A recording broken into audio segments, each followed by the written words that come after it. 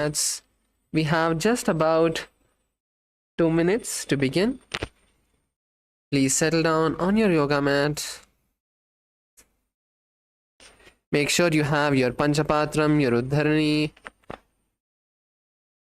Make sure you have your Vibhuti and Kumkum on your forehead. Nithyanandam Danielaya, Nithyanandam Arvindaya.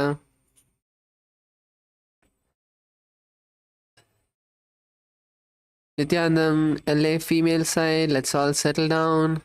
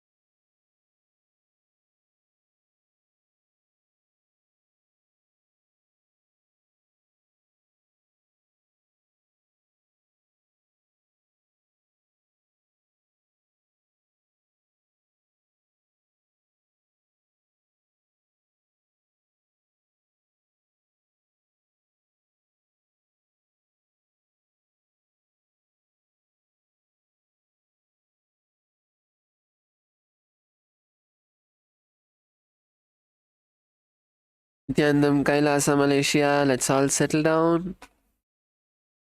We have just about a minute before it's time to start. Please settle down comfortably on your yoga mats. Make sure you have your Panchapatram and Uddharani.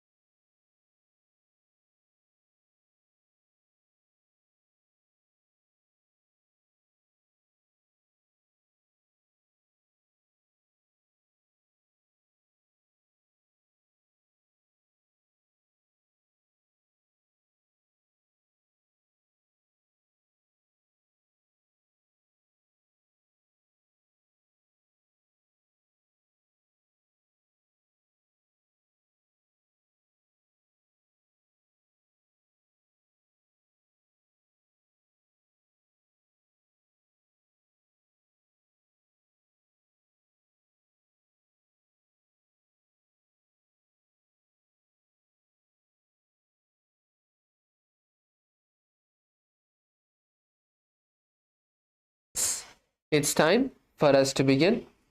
Let's all sit with our head, neck and spine in a straight line. Bring awareness to your inner space. Close your eyes. Let's bring our hands together in front of our heart center. Take a deep breath. Visualizing Swamiji. Let's chant the Sadguru Vandanam. Nithyanandam Paramasukadam Kevalam Jnanamurtim Dvandvatitam Gagana Sadrisham Tattvamasyaadilaksham Ekam Nityam Vimalamachalam Sarvadi Sakshibhutam Vavatitam Trigunarahitam Sadgurum Tam Namami.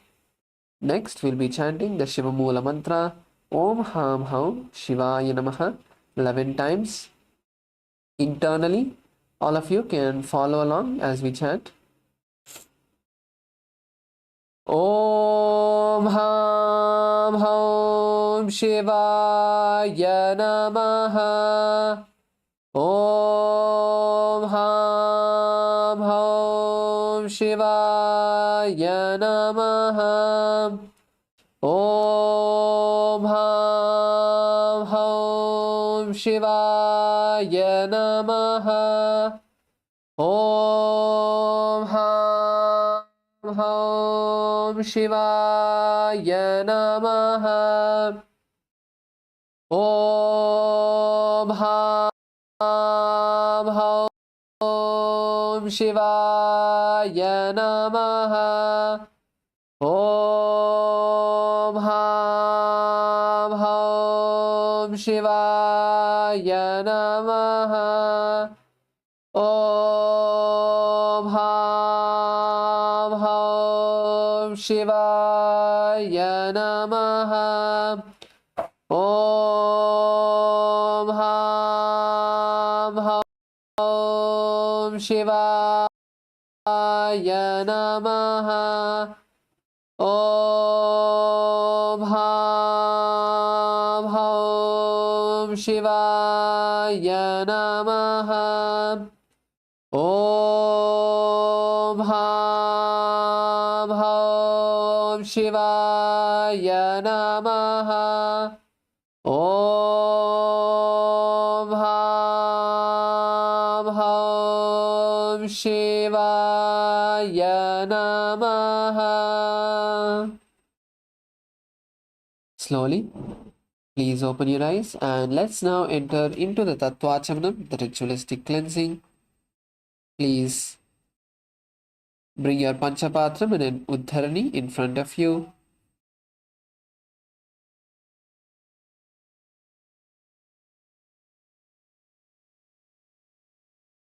Now place your right hand in the Gokarna Mudra and pour an Uddharani of water into your right hand and drink it at the end of the following mantra. Om Atmadattvam Shodayami Swada. Drink the water. Now pour another Uddharani of water. Om Vidyadattvam Shodayami Swada. Drink the water. Pour another Uddharani of water in your right palm. Om Shivadattvam Shodayami Swada. Drink the water. And now lightly rinse your right hand. Next, with the right hand, base of the thumb, you're going to wipe your upper and lower lip from the right to left. Om Ham Hridayaya Namaha. Once again, rinse your right hand. Next, with the index, middle and ring fingers, touch above the upper lip, below the lower lip. Once again, rinse your right hand. Next, with your right hand, thumb and index finger, touch the right nostril, the left nostril. With your right hand, ring finger and thumb, touch the right eye, left eye, right ear, left ear. Once again, rinse your right hand. Next, with the right hand, thumb and little finger, touch the navel, the right chest, the left chest, and with all the fingertips, touch above the head, the right shoulder, left shoulder, and the heart center. Once again, rinse your right hand. Now, place your right hand on your left hand and both of your hands on your right thigh and close your eyes.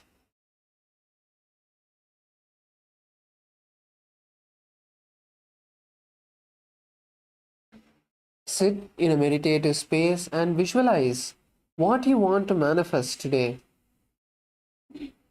In every aspect of your life, whether it is yoga, what breakthroughs you want to experience, whether it's completion with some family member or with anybody or with yourself,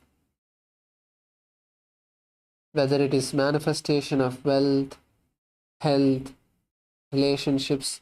Take a moment to set what you want to manifest today and visualize that happening.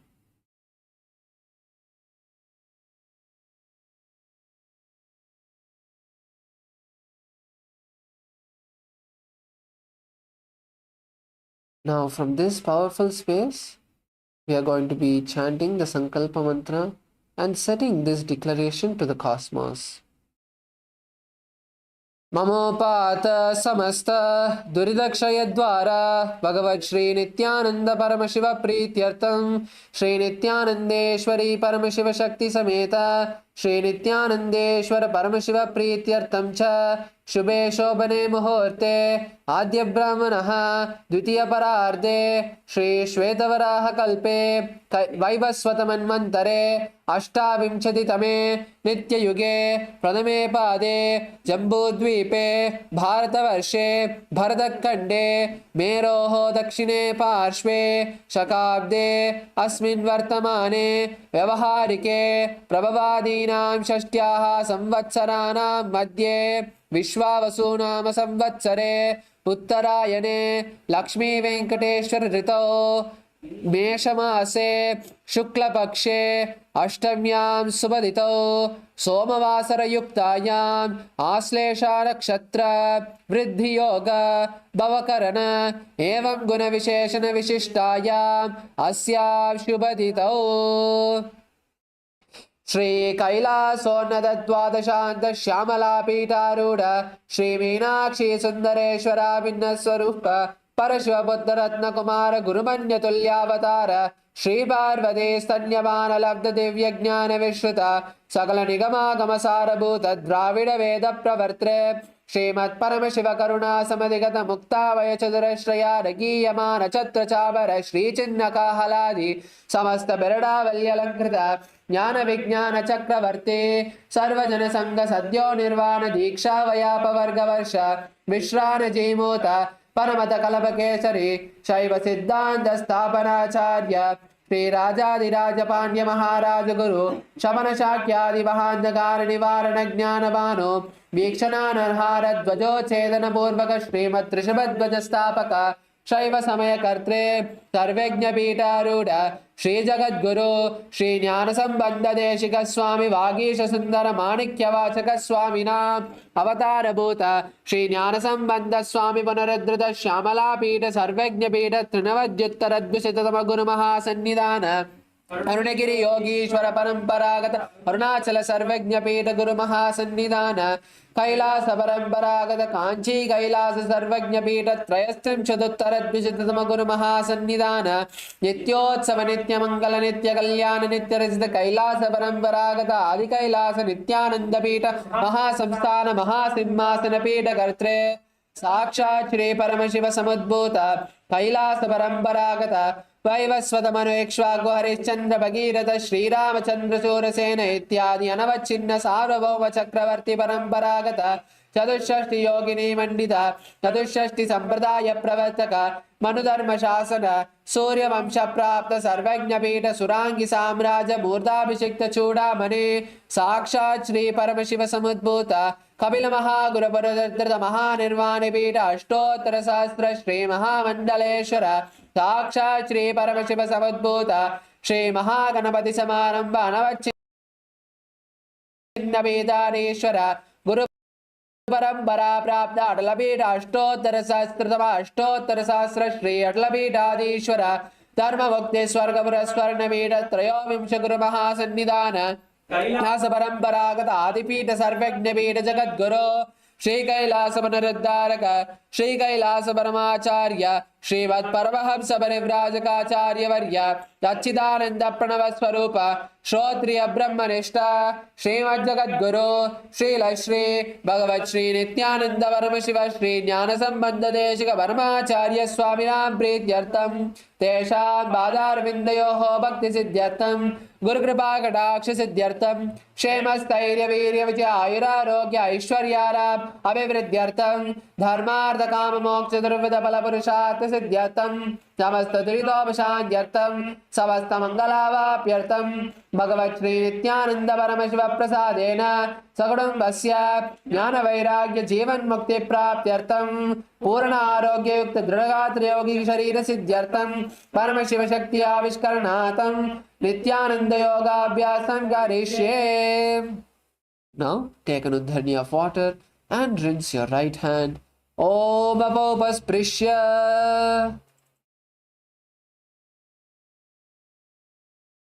Now keep your Panchapatram Udharni aside and let's all stand up.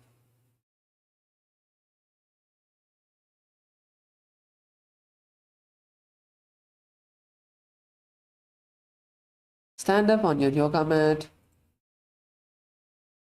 And now let's take a moment to visualize ourselves as a complete skeleton.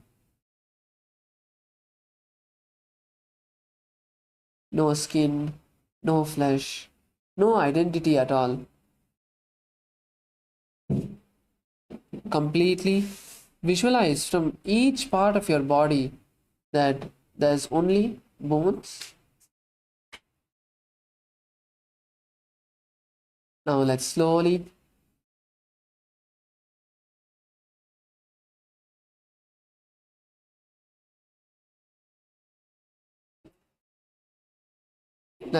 start to move every part of our body.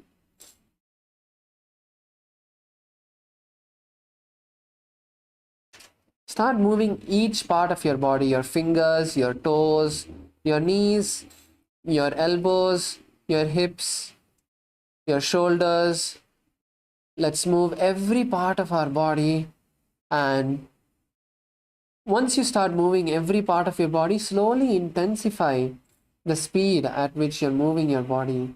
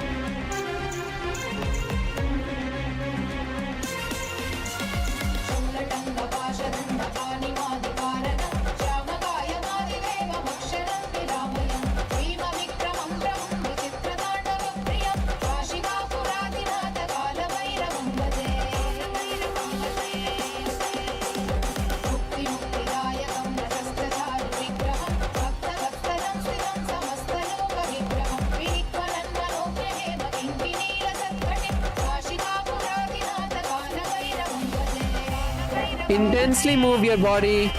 Don't have any tiredness, laziness. Drop everything at Swamiji's feet and focus on moving your body intensely. Don't have a pattern in the way you're moving your hands or legs. Let it be random and intense.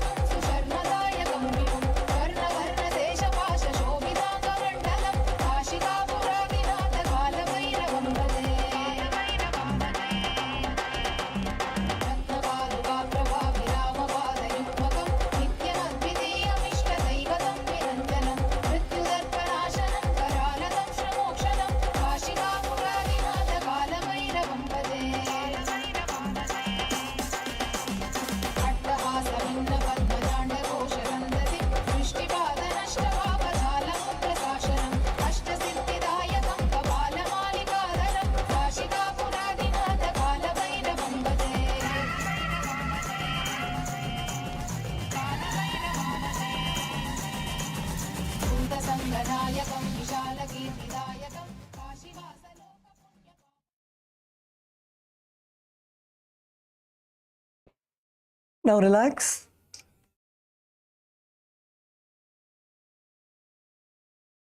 Relax, come to a standstill. Inhale and exhale deeply and slowly. Take a deep breath, inhale and exhale Focus on your breathing. Feel the energy vibrating throughout your body.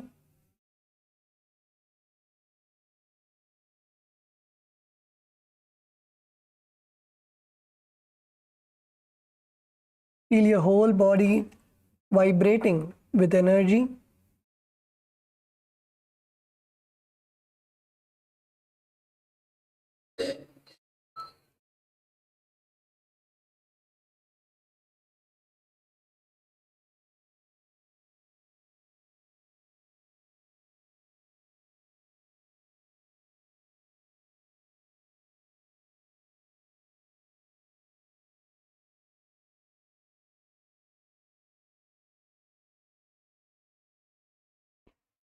Okay, now open your eyes and slowly settle down. Let's all be seated in our yoga mats.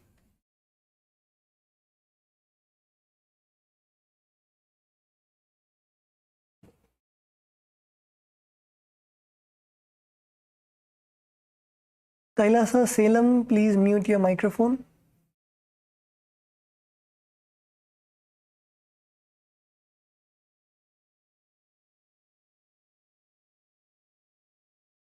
Okay. So as part of the Prathama Vinyasa Krama, let's now go to the next asana, the first asana for today. So the first asana for today is Gomukhasana. So in Gomukhasana, first you can stretch your legs out. You're now going to cross one leg over the other leg. So take your left leg and bring your left heel to the right side of your body. Cross the left heel, bring the knees in front of you, and take your left heel and place it next to your left hip. Now take your right leg and put it over your left leg and bring your right foot to your left hip. So both your legs should be next to your opposite hips. Make sure that both your legs are at your opposite hips and your knees are on top of each other. Stack your knees on top of each other.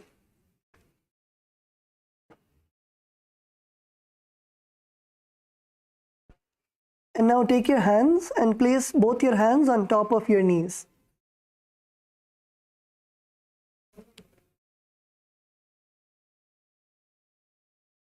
In this asana, gaze to the nose.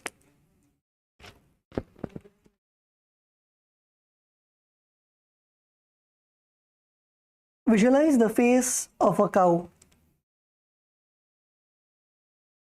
Visualize the face of a cow in your inner space.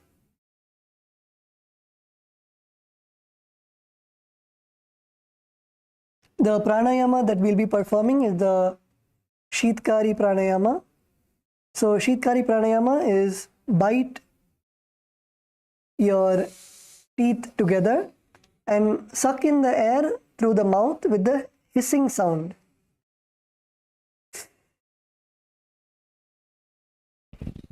Bite your teeth together and inhale through the gaps of your teeth, making a hissing sound.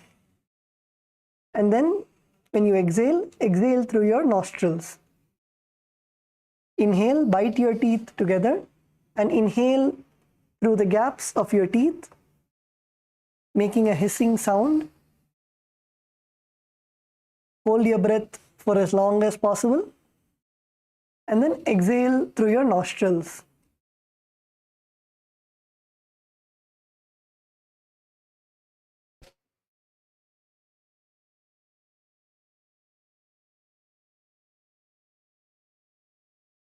And in this asana, perform the Mula Bandha.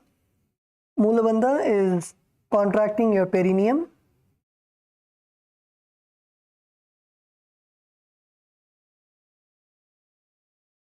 And perform the japa Om Nithyanandoham सव्ये दक्षिणगुल्पन्तु पृष्ठपार्श्वे नियोजयेत् दक्षिणेऽपि तथा सव्यं गोमुखं गोमुखं यथा.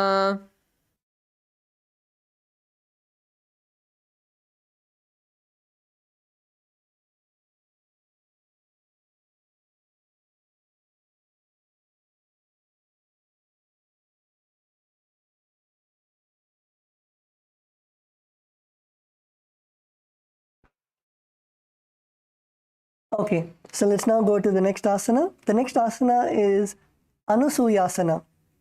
So in this asana, continue to remain in the Gomukhasana position. So keep your legs crossed over each other, your left foot near your right hip and your right foot near your left hip, your knees on top of each other.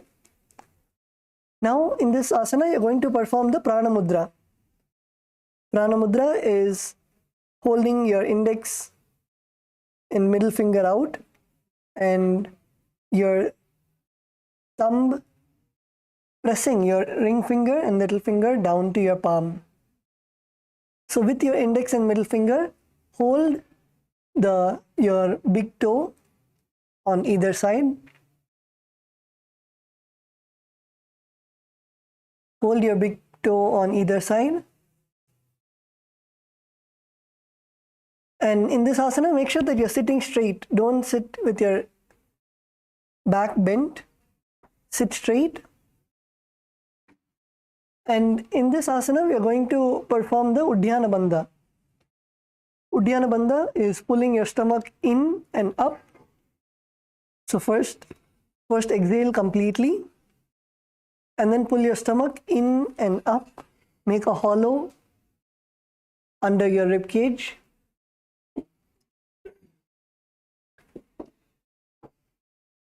Pull your stomach as in as possible.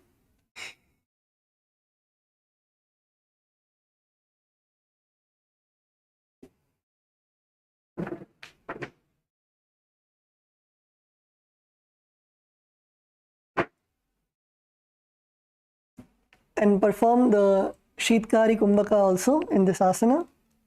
Sheetkari Kumbhaka is bite your teeth together and inhale through the gaps of your teeth, making a hissing sound.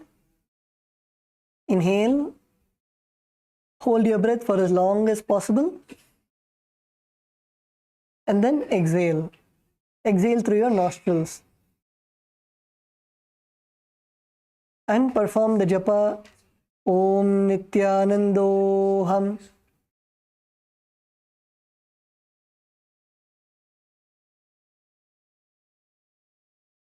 दक्षिण गोडोनी कोटाने वामोता के ऊपर आने गोड़ा संधि मिलावे भारी आड़ा पुनि पनि दे संधि पसारी.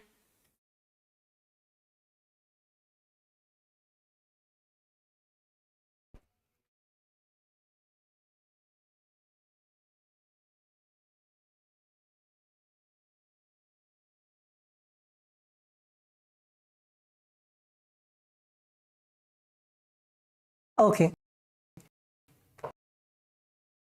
So let's now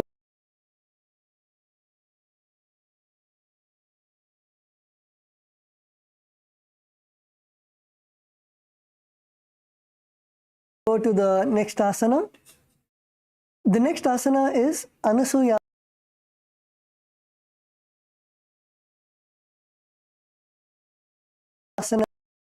2. So in this asana, continue to remain in Gomukhasana. Now interlace your fingers in the Parashu Mudra. Parashu Mudra is interlacing your fingers on the outside of your palms and interlace your fingers behind your back. Interlace your fingers behind your back and lean forward and down. Lean forward and down. Bring the chin over your knees and try to touch your nose to the ground.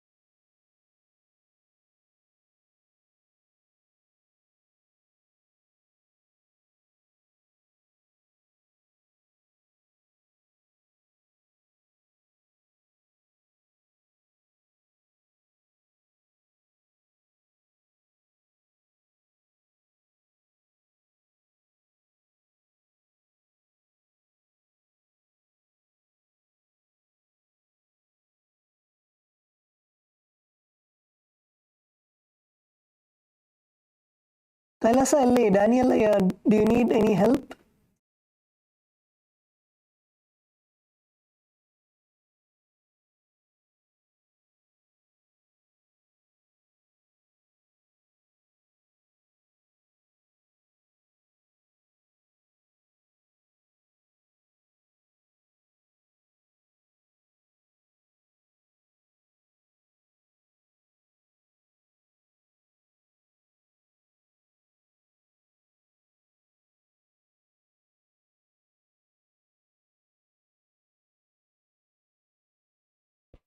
In this asana, continue to perform the Shitkari Kumbhaka. Inhale through the gaps of your teeth with a hissing sound. Hold your breath for as long as possible. And then exhale through your nostrils. Perform the Mula Bandha, contracting your perineum. And the japa Om Nithyanandoham.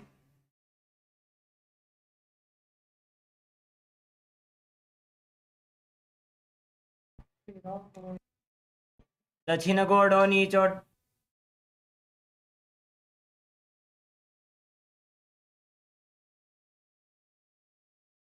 जीमणा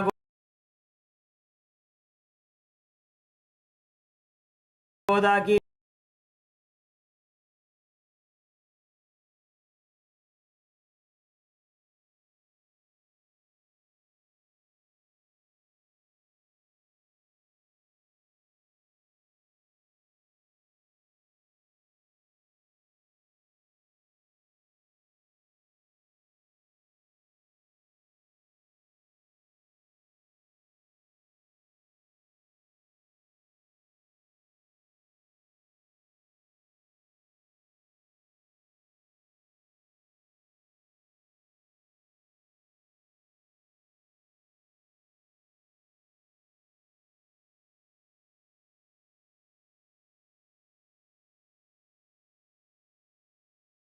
संधि उपरी डावा गोड़ा की संधि Right leg which is on top, release it and bring your right leg to the against the perineum.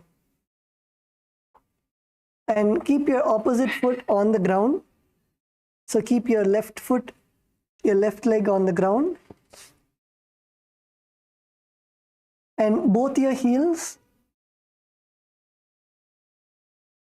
against the perineum. And keep your right hand on your right knee, your left hand on your left knee. Keep your spine straight. Sit straight.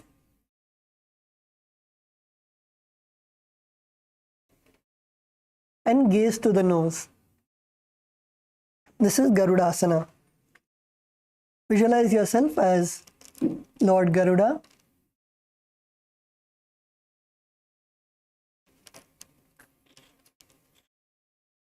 In this asana also perform the Shitkari Kumbhaka. Bite your teeth together and inhale through the gaps of your teeth, making a hissing sound. Hold your breath for as long as possible. And then exhale through your nostrils. Perform the Mula Bandha, contract your perineum. And the japa Om Nithyanandoham. दावो पगमोड़ी येड़ी माहिलो गुल्फमूल द्वारनी चैदे बैसे जीमणि पगथली धरती टेकी गोडो ऊचो उभौ राशे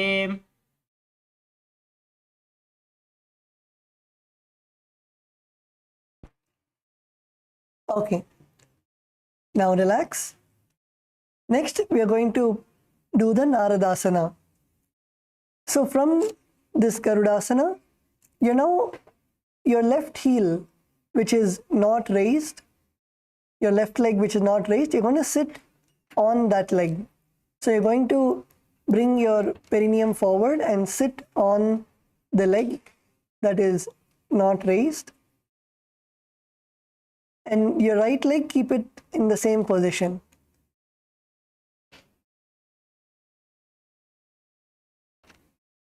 Sit on one leg sit on your left foot. Your right foot, place it flat on the ground with your knees close to your chest.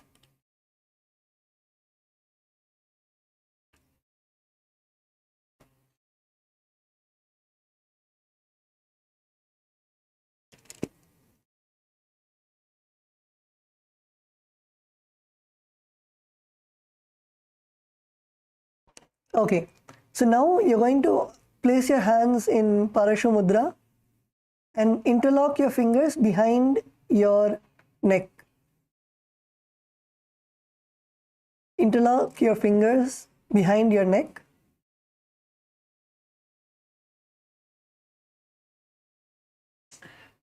And try to bring your elbows together. Now what you're going to do is you're going to twist your body to the right side and bring both your elbows outside of the raised knee. Twist your body to the right side and bring both your elbows outside of your raised knee. Is KAILASA LA good? KAILASA Malaysia good? KAILASA Salem. ஐயா நீங்கள் வந்து உங்களோட left கால் மேலே உட்காரணும். உங்களோட right முட்டிக்கு வெளியில் வந்து உங்களோட கை இருக்கணும்.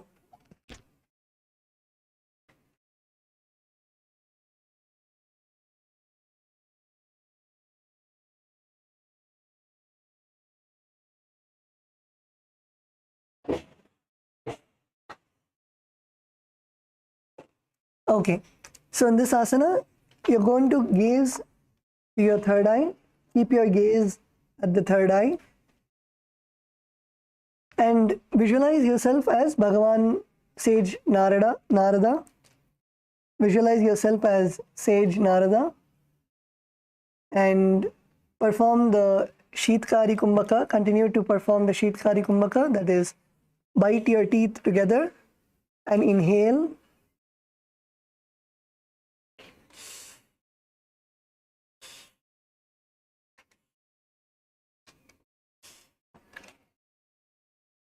Inhale, hold your breath for as long as possible and exhale through your nostrils. Perform the Mula Bandha, contracting your perineum, and the japa Om Nithyanandoham.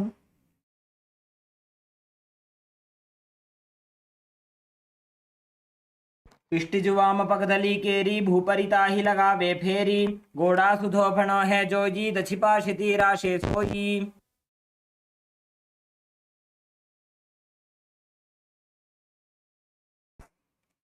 Okay, now you can relax and you can come down from your foot.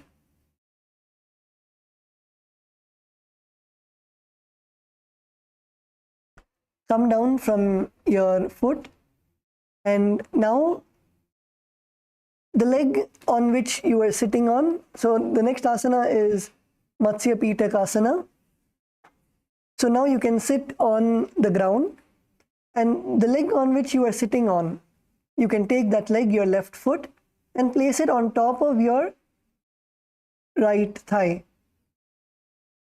The leg on which you are sitting on, your left foot, take your left foot and place it on top of your right thigh.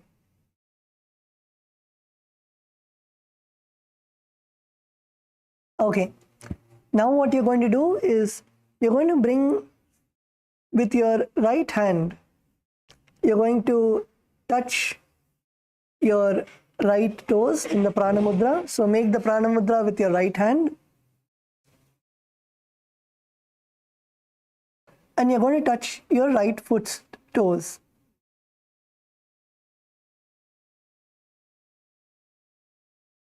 And then with your left hand, you're going to bring it all around your left knee, hug your left knee, and place your hand on the opposite shin. Place your hand on your right shin. So literally like hugging both of your legs together.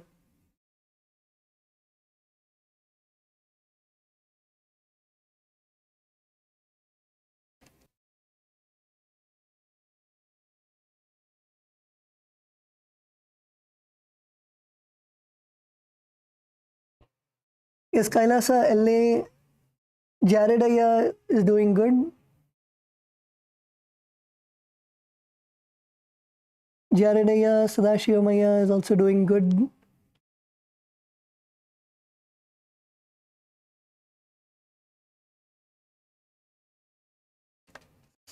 Camry, yeah, put your left leg should be under your right hand. Your left leg is obstructing your right hand, so you can push it lower. Put your right hand on top of no. Put your right hand on top of your left foot. Put your left foot inside. Tuck it all the way down. Yes. Now put your right hand on top of your left leg.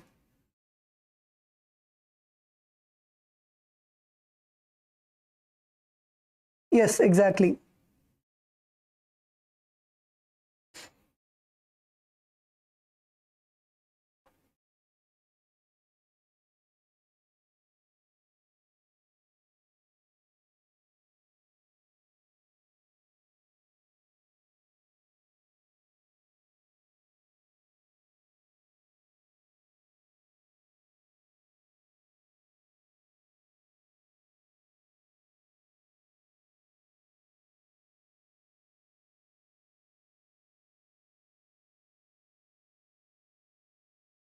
Kailasa LA female team good.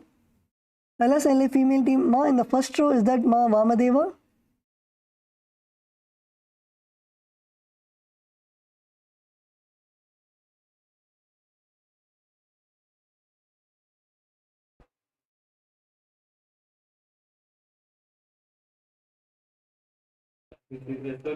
Yes, Ma Vamadeva good, Ma.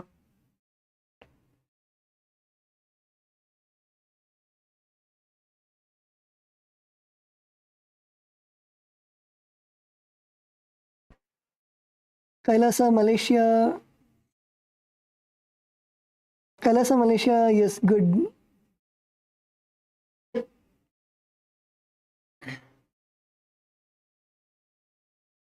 Kailasa Salem நல்லா பண்றீங்க.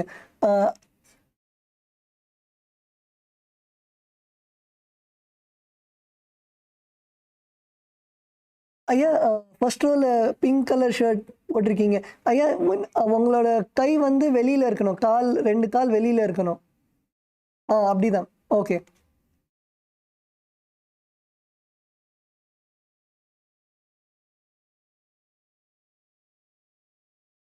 Okay, so in this asana, visualize yourself as the Matsya Avatara, fish avatar of Bhagavan Mahavishnu. Continue to perform the Sheetkari Kumbhaka. Sheetkari Kumbhaka is press your teeth together and inhale with a hissing sound. And then hold your breath for as long as possible. And then exhale through your nostrils. Perform the Mula Bandha, contracting your perineum, and the japa Om Nithyanandoham. वामेन वामाङ्गुष्ठन्तो गृहीतं मत्स्यपीठकं योनिवामेन सम्पीड्य मेढ्रादुपरि दक्षिणम्. Okay, now relax. You can now relax and maybe stretch your feet. Relax your leg.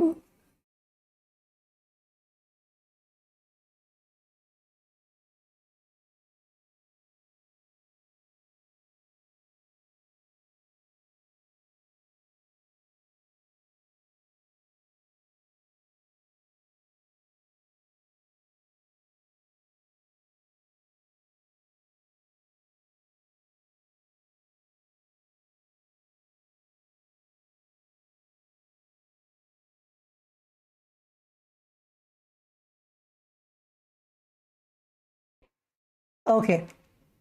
So now we are going to do this whole sequence on the other leg, on the other side.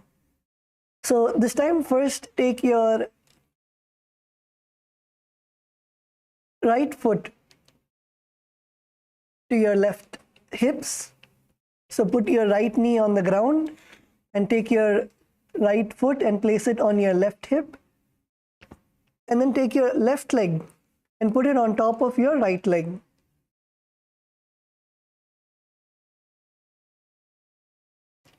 Cross your legs over the other, aligning your knees at the center of the body. Keep your feet beside your opposite hips and place your hands on top of your knees.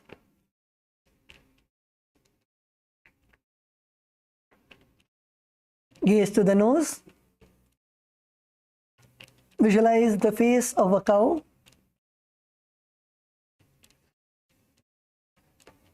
Perform the Shitkari Kumbhaka. Bite your teeth together and inhale through the gaps of your teeth, making a hissing sound. Hold your breath for as long as possible. And then slowly exhale through your nostrils. Perform the Mula Bandha, contracting your perineum. And the japa, Om Nithyanandoham.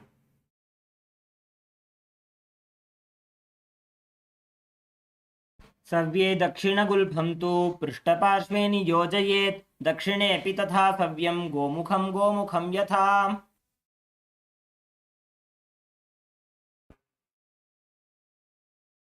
Okay, let's now go to the next asana. The next asana is Anusuyasana. So let your legs remain in the same position as Gomukhasana. And now with the index and middle fingers, perform the Prana Mudra and hold your big toes on your respective feet. And in this asana, we are going to perform the Uddiyana Bandha. Uddiyana Bandha is exhaling and then pulling your stomach in and up. Pull your stomach in and up. Pull your stomach as in as possible.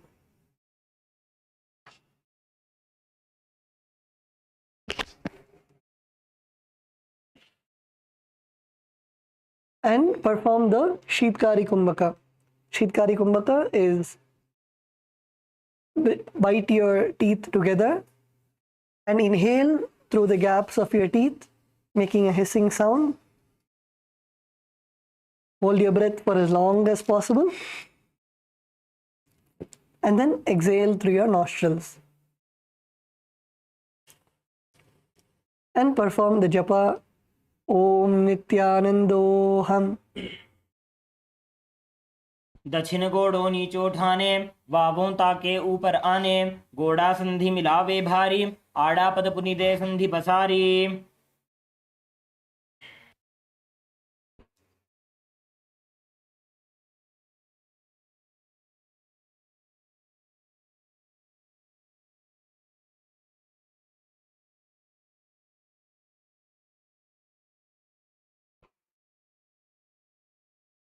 The next asana is Anusuyasana 2. So continue to remain in the same position. Now take your hands and interlace your fingers behind your back in the Parashu Mudra. Parashu Mudra is interlacing your fingers. Interlace your fingers behind your back and lean forward and down. Lean forward and down as much as possible. Feel the nice stretch in your thighs, in your back, and try to bring your chin over your knees. and try to touch your nose to the ground.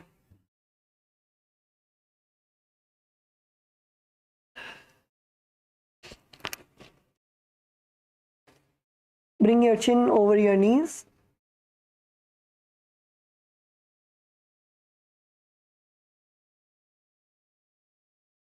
In this asana, visualize yourself as Rishika Anusuya.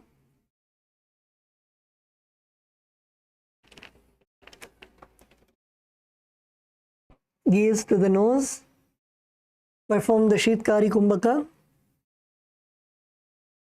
Bite your teeth together and inhale through the gaps of your teeth with a hissing sound.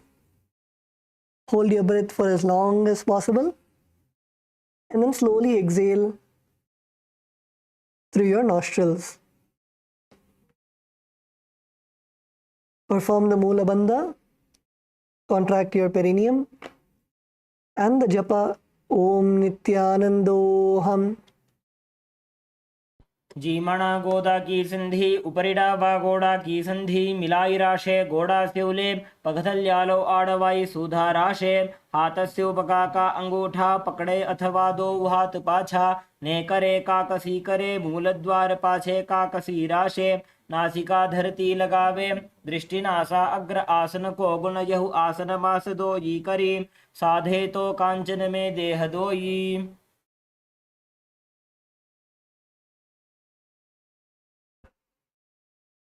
Okay, now slowly come up, relax and come up. The next asana is Garudasana. So now whichever leg was on top, you can uncross your leg. And if your left leg was on top, now bring your left foot on the ground and your left knee close to the chest. Your right leg, keep your knee on the ground and bring both your feet together towards your perineum.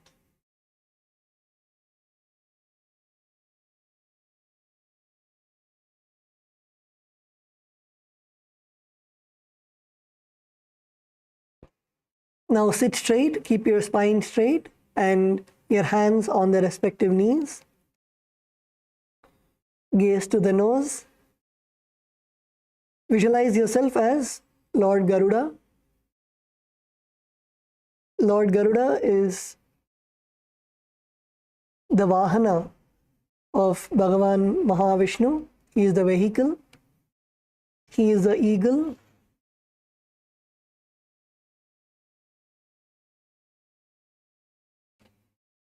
Perform the Shitkari Kumbhaka. Bite your teeth together and inhale through the gaps of your teeth with a hissing sound. Hold your breath for as long as possible. And then slowly exhale through your nostrils. Perform the Mula Bandha, contracting your perineum. And the internal japa Om Nithyanandoham. दावो पगमोड़ी येड़ी माहिलो गुल्भमूलद्वारिणी चैदे बैसे जीमणि पगथली तरती टेकी गोड़ो ऊंचो उभौ राशे पगथली माहिली कोरडावा गोड़ा और पीड़ी माहिली कानी लगावे हाथ गोड़ा उपरी राशे दृष्टि नासा अग्र आसन को गुण कही भांति धात जाति होई तथा भई.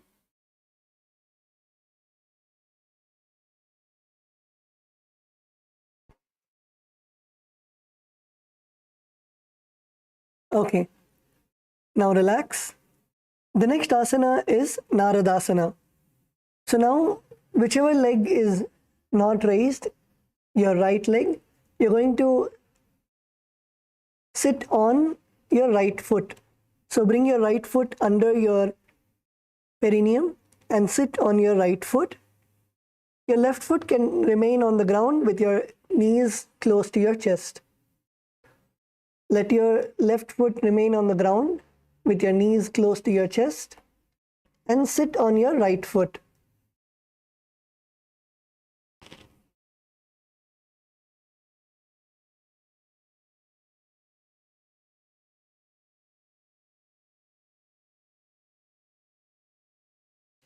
Okay, so now you're going to place your hands in the Parashu Mudra, interlace your fingers behind your neck.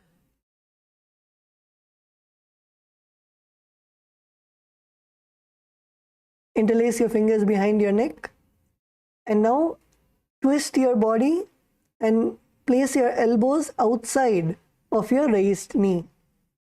So twist your body to the left side.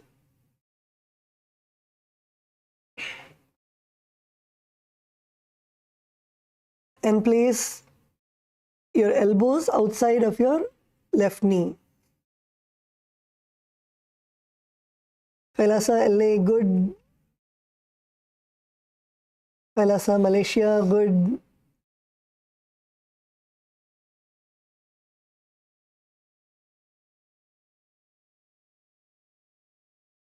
KAILASA Kashi ma, keep your elbows together.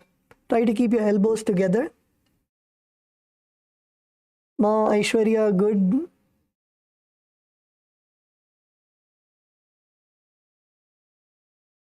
In this asana, visualize yourself as Sage Narada. Perform the Sheetkari Kumbhaka.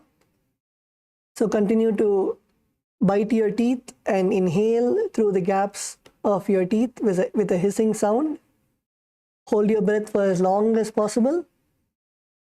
And then exhale with your nostrils.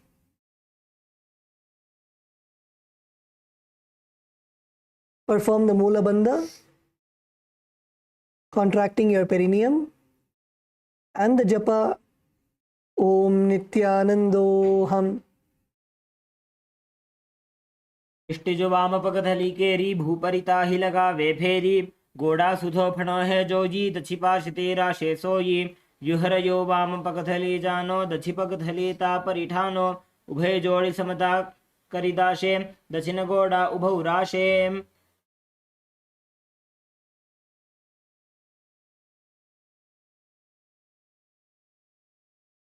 Now relax. The next asana is Matsya Pitakasana. So now sit down. You can sit on the ground. And now whichever leg you are sitting on, your right foot, place your right foot on top of your left thigh. Place your right foot on top of your left thigh. And now with your left hand, you're going to place your left hand in the Prana Mudra and catch your left toe.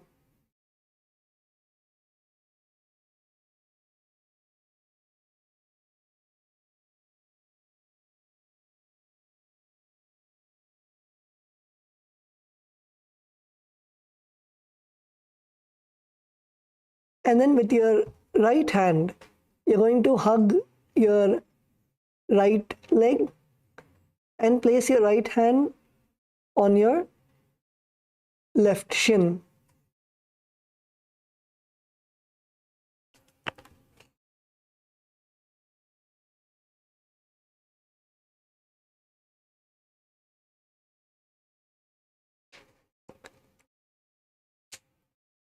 KAILASA Malaysia, the ma on the green mat.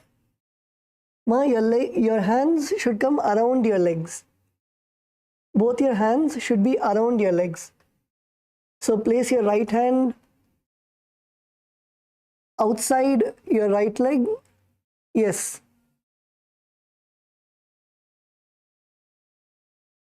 Yes, good, ma.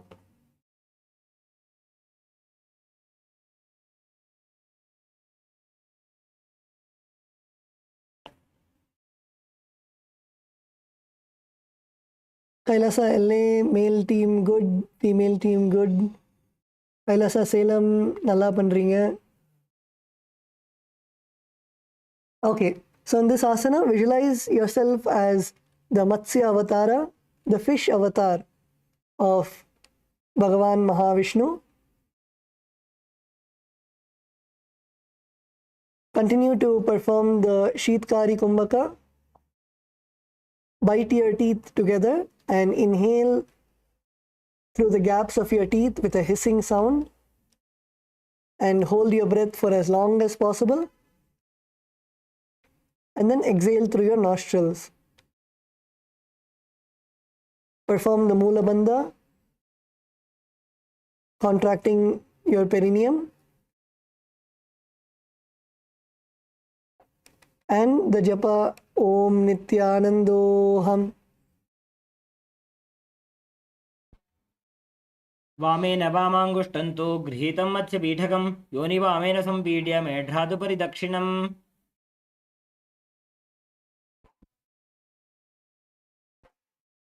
Now relax. You can uncross your feet and relax your legs.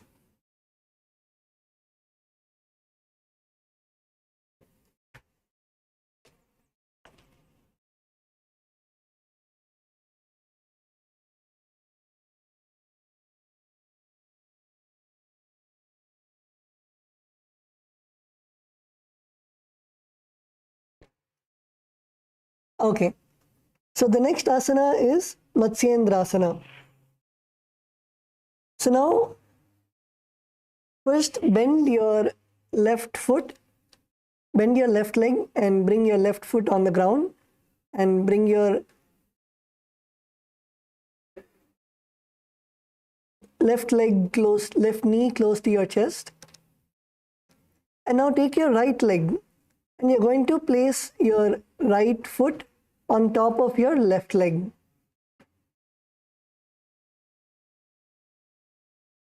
Place your right foot on top of your left thigh and bring your left knee close to your chest.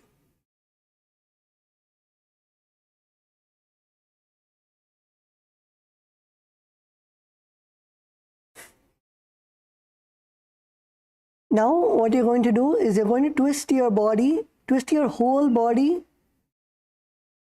to the left side.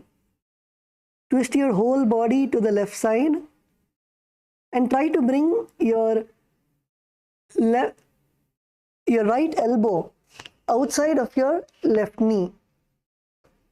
Twist your body nicely, twist your body nicely and try to bring your right elbow outside of your left knee.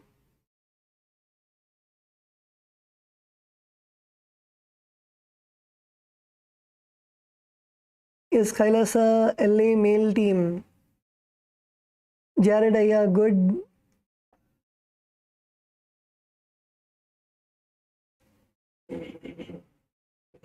Okay, so now you're going to twist and bring your elbow outside of your raised knee and keep your raised arm by your neck. Keep your raised arm by your neck. Your other hand, your left hand, you can keep it back behind you to support you. And look behind. Twist your body and look. Look behind you. Turn your head back and look behind you. Visualize the nice stretch in your spine. Feel the stretch in your spine. Nicely stretch your back. Stretch your back as much as you can. Feel the stretch in your back.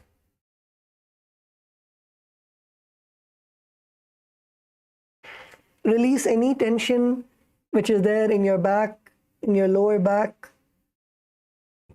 This asana helps to relieve any tension. Whether you have back pain or your back is not flexible, this asana completely opens and loosens your back.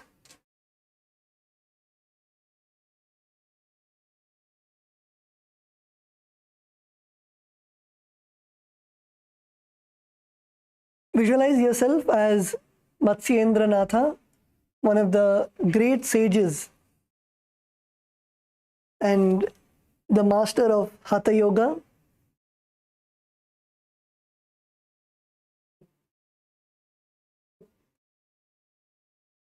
In this asana also continue to perform the Shitkari Kumbhaka.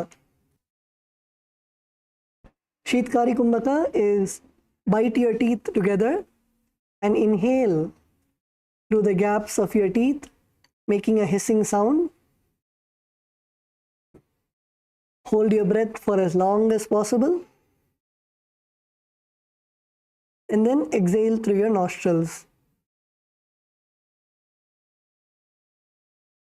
Perform the Mula Bandha, contract your perineum, and internal japa Om Nithyanandoham. उदरं पश्चिमाभासं कृत्वा तिष्ठति यत्तदः नम्राङ्गं वामपादं हि दक्षजानुपरिन्यसेत् तत्र याम्यं कूर्परं च याम्ये करे च वक्त्रकं भ्रुवोर्मध्ये गतां दृष्टिं पीठं मत्स्येन्द्रमुच्यते.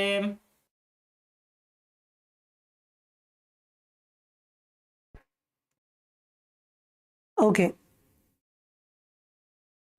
Let's now move to the next asana. Continue to remain in the same asana. Do not release your legs. Continue to remain in the same asana. The next is Kubasana. So now whichever hand which is outside, your right hand which is outside your left knee, you're now going to extend your right hand and try to touch your left toes. With the hand that is extended outside, try to touch your toes. Begin with touching your shin. Try to touch your knee, try to bring your hand to your knee, and then try to bring your hand lower and lower. Try to touch your heels, your ankles, and then try to touch your toe. Yes, Kailasa, LA, Ma, Vamadeva, good Ma. Try to touch your toe.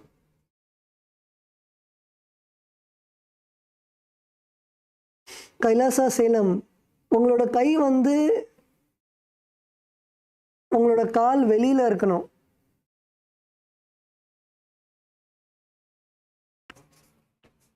உங்களோட பாடியை twist பண்ணணும். பாடியை நல்லா twist பண்ணுங்க. Left சைடில் நல்லா twist பண்ணுங்க. உங்களோட கை வந்து உங்களோட லெஃப்ட் கால் வெளியில இருக்கணும். லெஃப்ட் நீ வெளியில இருக்கணும்.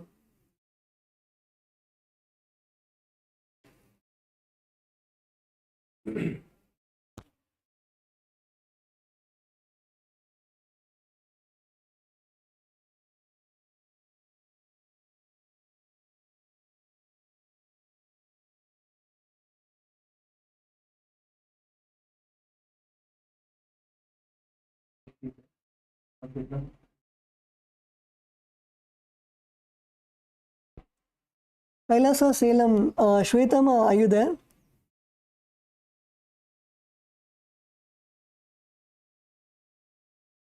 Nithyananda, the male participants are not doing properly. Their right elbow should be outside of their left knee. So the whole body should twist. And the hand should be outside both the legs. Can you show them now?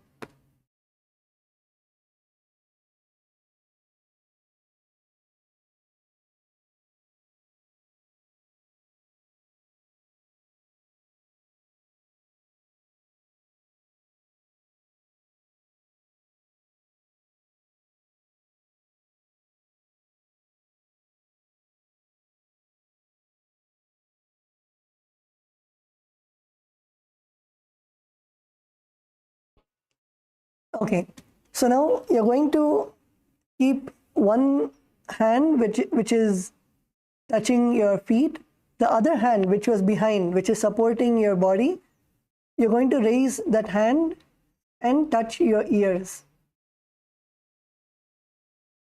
The hand which is behind, you're going to bring that hand and touch your ears.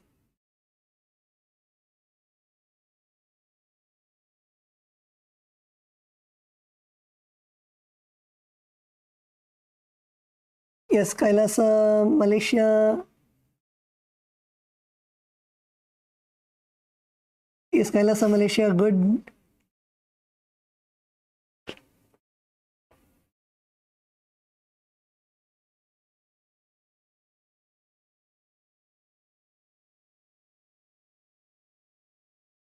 Visualize yourself as a camel and continue to perform the Sheetkari Kumbhaka, that is, bite your teeth together and inhale through the gaps of your teeth with a hissing sound. Hold your breath for as long as possible and then exhale through your nostrils. Perform the Mula Bandha, contract your perineum, and the internal japa Om Nithyanandoham. आसन को गुण झोलो जाए. Okay, now relax. Continue to keep your legs in the same position. The next asana is Matsyendrasana 2. So in this asana, you're going to keep your right hand in the same position, catching your left leg, and your left hand, which is holding your ears, bring that hand down to the ground. And now in this asana, focus on twisting your body as much as possible. Nicely twist your body. Look at your behind. Twist your body nicely as much as possible. Feel the nice twist in your spine, loosening any patterns, incompletions, the tightness that you feel in your back.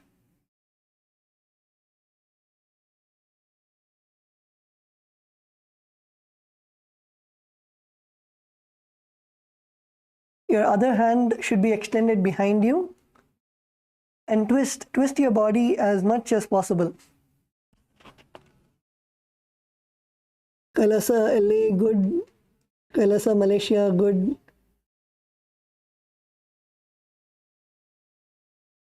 Kailasa Malaysia, both in the second row, Ma on the blue mat and Ma on the green mat. Ma, both of you, your hand should be outside of your leg. Yes, Ma, push. Twist your body nicely.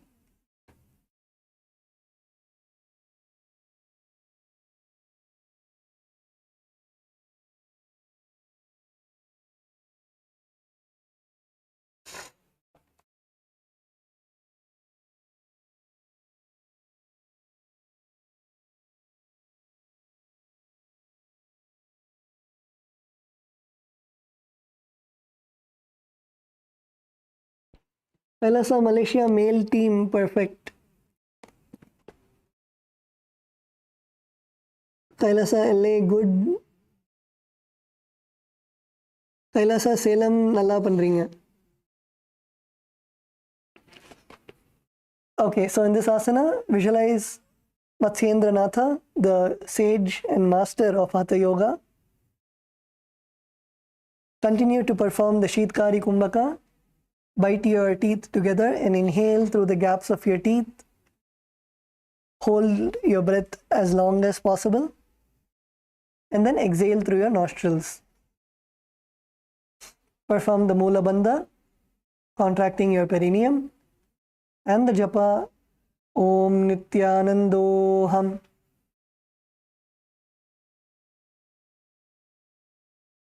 मत्स्येन्द्रपीठं जठरप्रदीप्तिं प्रचण्डरुक्मण्डलखण्डनास्त्रम् अभ्यासतः kundalini प्रबोधं दण्डस्थिरत्वं हि ददाति पुंसाम्. Yes, now we are going to be moving to perform the Matsyendrasana on the opposite side. So let's stretch our legs in front of us.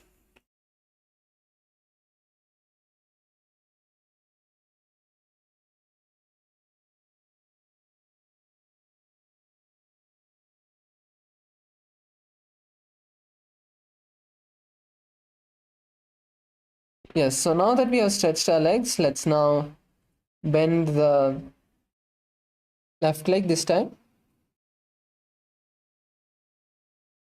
So if last time you did the right leg, then you can bend the left leg. Otherwise, you can bend your right leg. Bring it on top of the left leg. So bring your right leg on top of the left leg.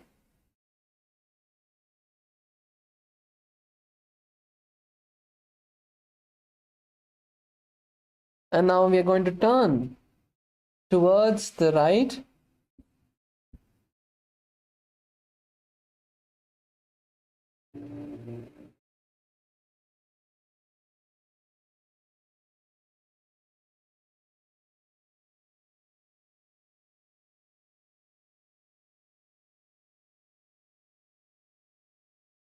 So turn towards outside of the leg which is on top. You have to turn outside of the leg which is on the ground.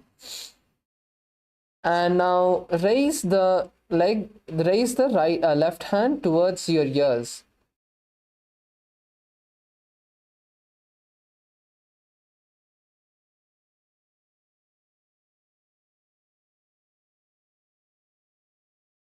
Yes, Kailasa LA, that's good. So all of us turn outside of the raised leg. Push yourself as much as you can. Nicely stretch your back. Kailasa Malaysia, male side. Your left hand should be to the right ear. Sorry, your left ear. Bring your left hand to the left ear.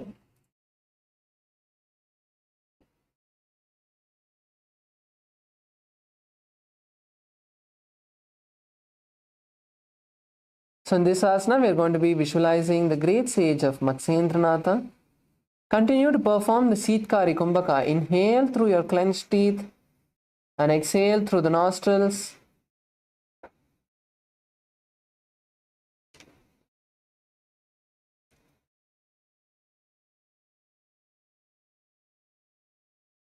Continue to perform the japa of Om Nithyanandoham. मत्स्येन्द्रपीठं जठरप्रदीप्तिं प्रचण्डरुक्मण्डलखण्डनास्त्रम् अभ्यासितः kundalini प्रबोधं दण्डस्थिरत्वं हि ददाति पुंसाम्. Now stay in the same position. Just stretch the left hand down. Stay in the same position. Just stretch your left hand down and try to hold your right foot or right ankle. You can either hold your right foot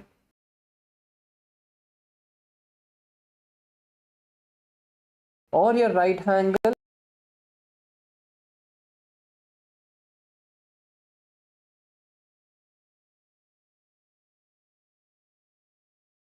ankle or even your right knee. Even if it's difficult for you, at least hold your knee. And now push yourself as much as you can and slowly raise the right hand off the ground and bring it to your ears.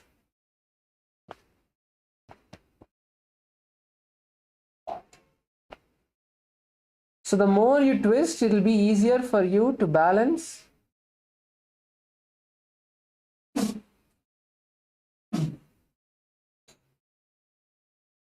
So let's focus on twisting your body as much as you can.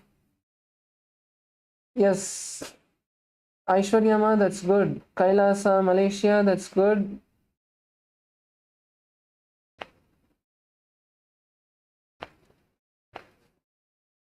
Kailasa LA, male side, that's good. So once again, in this asana, we are going to continue to perform the Sitkari Kumbhaka. Inhale through the clenched teeth and exhale through the nostrils.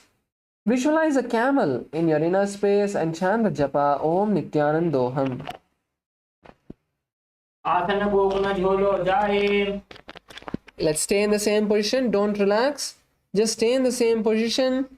Now slowly bring your right hand to the ground. Just bring your right hand to the ground. Don't change any other part of the asana.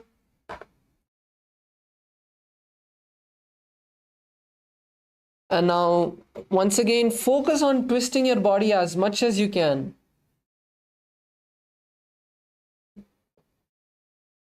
Nicely stretch your back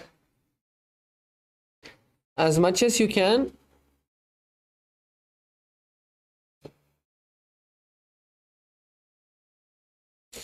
Once again, let's perform the Seetkari Kumbhaka. Inhale through the clenched teeth and exhale.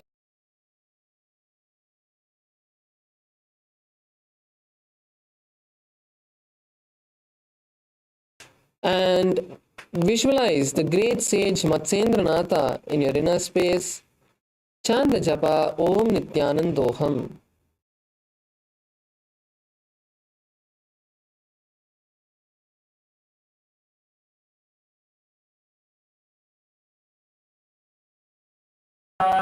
Yes, now slowly relax, untwist your body, and let's stretch our legs. Untwist your body and stretch your legs. As now we'll be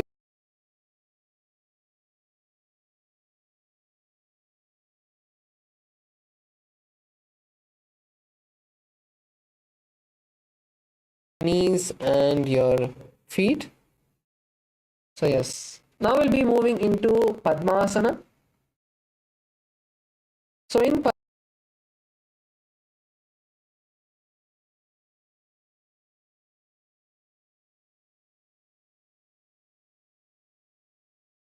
try to perform Padmasana without using your hands. Now for those of us who are yet to perform Padmasana, who are still practicing to get there, let's do it step by step.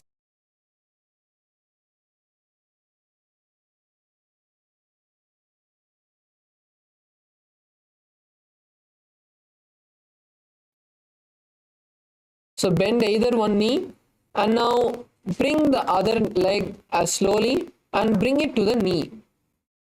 So first step, bend one knee and place it on the opposite thigh. Second step is bring the opposite leg close to the foot and now hold that leg with both of your hands and now slowly pull it up. Step by step, first raise your heels up and slowly bring the toes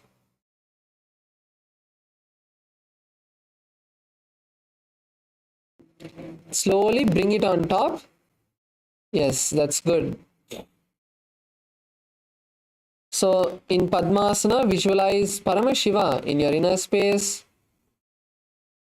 Come on, Camera.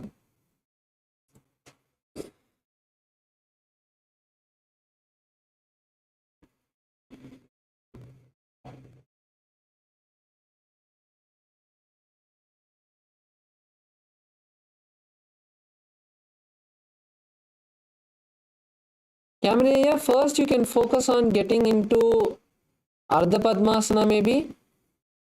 So bring one leg onto the thigh and keep the other leg under the opposite leg. So one leg on top and the other leg down. So first get this position comfortable so that next you'll be able to perform Padmasana. So in this also, see, slightly keep the foot in front. Don't keep the foot right under the knee and try to press your knee to the ground. So your right knee, right, is there, right? So you're placing your right leg on the left thigh. So press your right knee to the ground. First focus on that. And then do the same with the left leg. So then place your right leg down, raise your left leg on top and then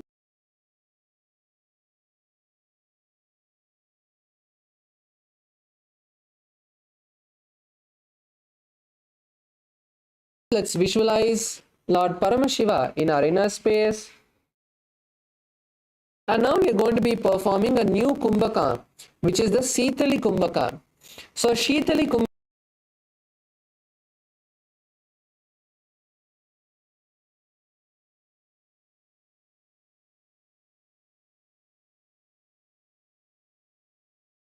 make it like a tube and inhale through your tongue and exhale through the nostrils. This is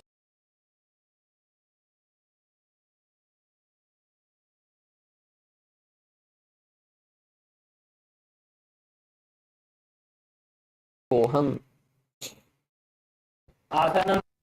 आसनं द्विविधं प्रोक्तं पद्मं वज्रासनं तथा ऊर्ध्वोरुपरि चेत् धत्ते उभे पाद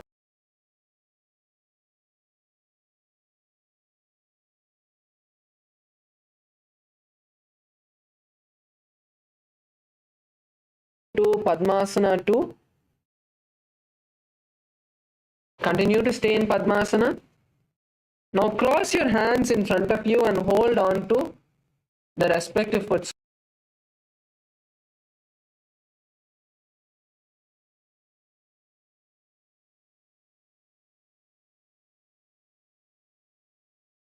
Leg with your left hand, hold your left leg. And in this asana, we are going to be visualizing Devi Parashakti, Devi Parvati.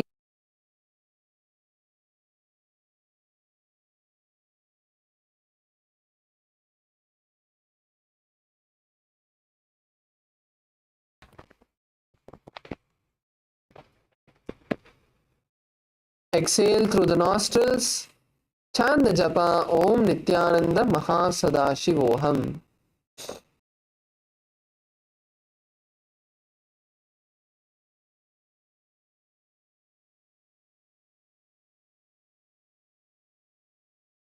त्वया उत्तोल्यशिखुकं वक्ष्य उत्थाप्य पवनं शनैः. Yes. Now you can slowly relax your Padma.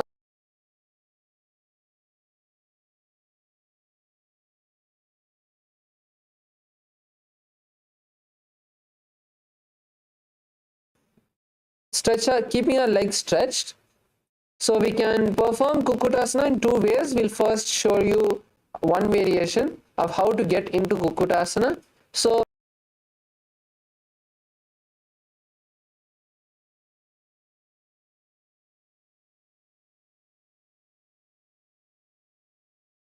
around the right hand as high as you can. So bring it nicely to the elbows itself and then place your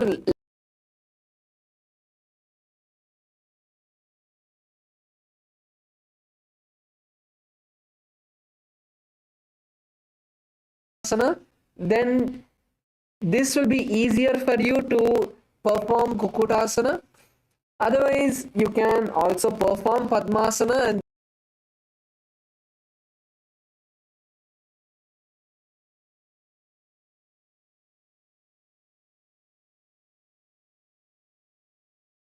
and lift your legs as high as you can. So lean back and lift your legs as high as you can. And then rocking yourself forward. You can go back and forth a few times.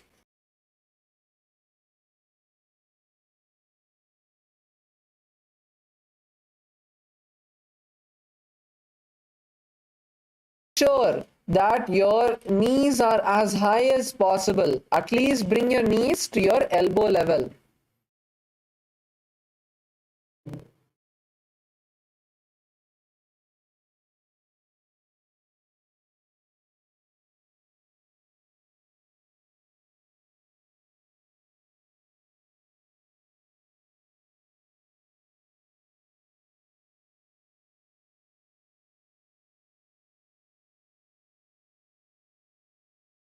So in this asana, we are going to be visualizing a rooster in our inner space.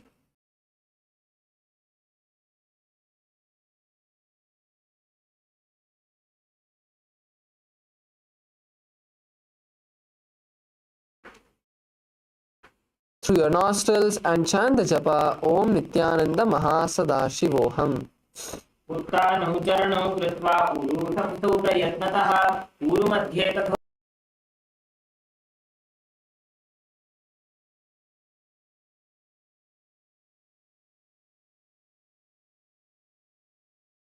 Asana. So in Baddha Asana, let's get on to our knees with our legs in Padmasana. So keeping your legs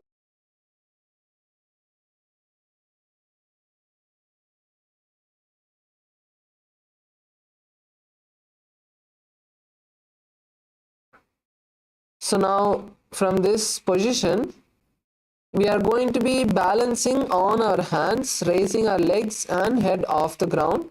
So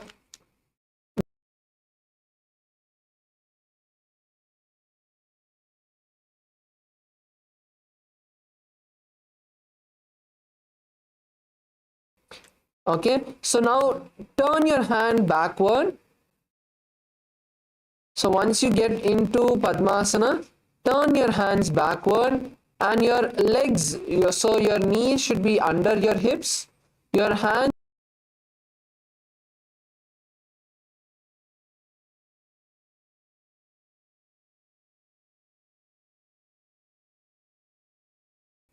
now slowly lean forward, bending your elbows, bend your back, crunch your back forward and slowly bring the elbow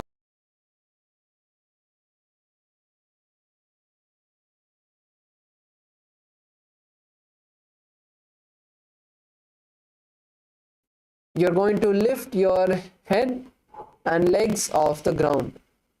So the first most important part of the asana is not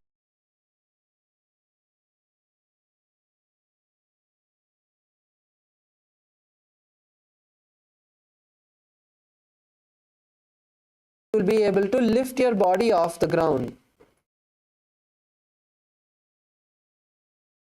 So all of us should first come into this position and then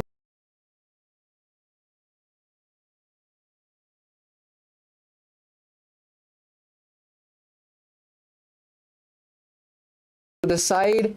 Only then you should try to raise your body up.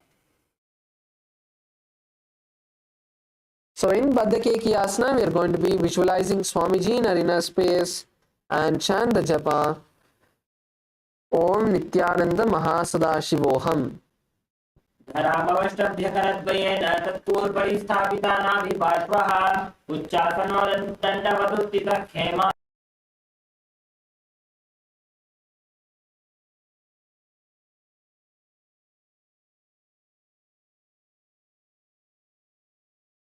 And you can uncross your feet.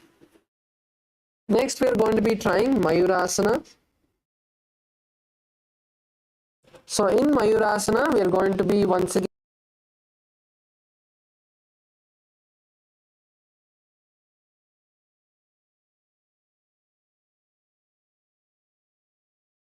and slowly bend your elbows and bring them to your navel center. Crunch your back nicely and bring your head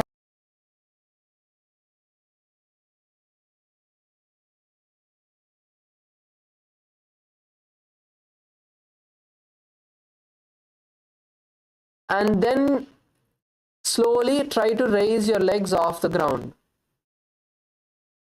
So this is Mayurasana. Let's all give it a try. See, even if you're not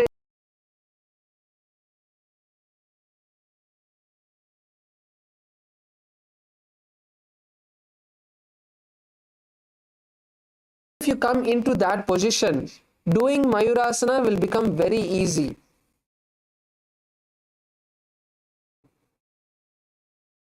And keep some gap between your hands and knees when you're going forward.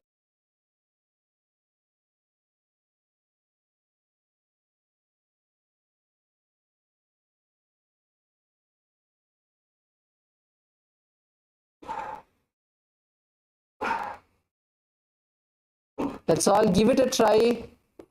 Visualize a peacock in your inner space and continue to perform the Sahaja Kumbhaka.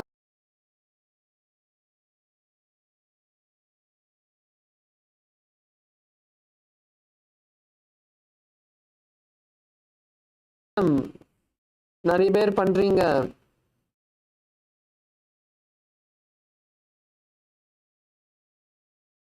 Come on, Kailasa.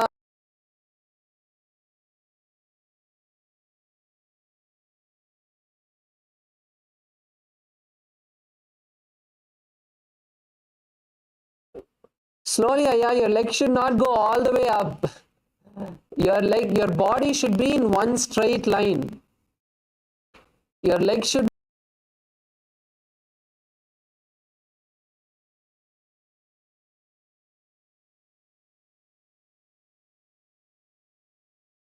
peacock. Perform the Sahaja Kumbhaka. Inhale and exhale as deeply as you can. And when you are trying to raise your body up, even if you hold your breath, that will also help you.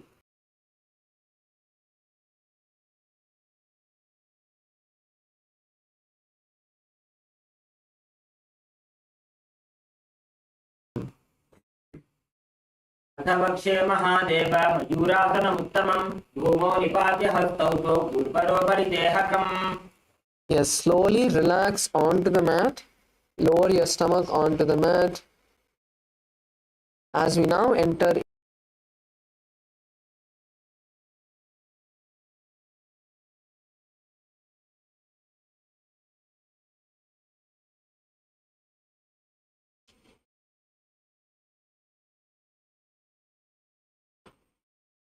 lower your forehead onto the mat. Bring your hands behind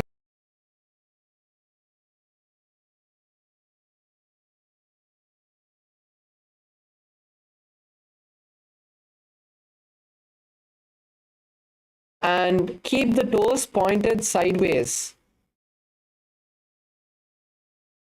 Keep your toes pointed sideways, not pointed back.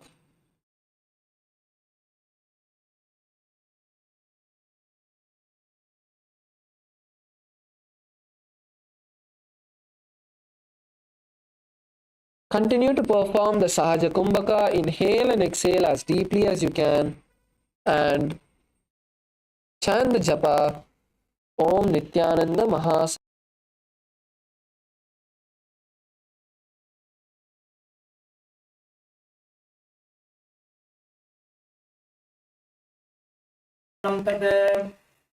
Now we move into the next asana, which is Shalabhasana. Now bring your hands to the side of your chest and bring your feet together.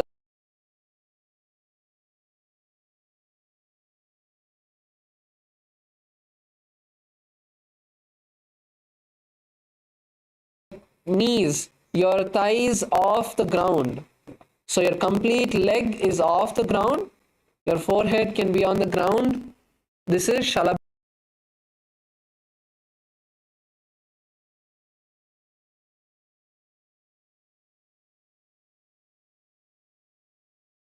Or a grasshopper in your inner space. Perform the Sahaja Kumbhaka and chant the japa Om Nithyananda Shivoham. Come on, let's balance that.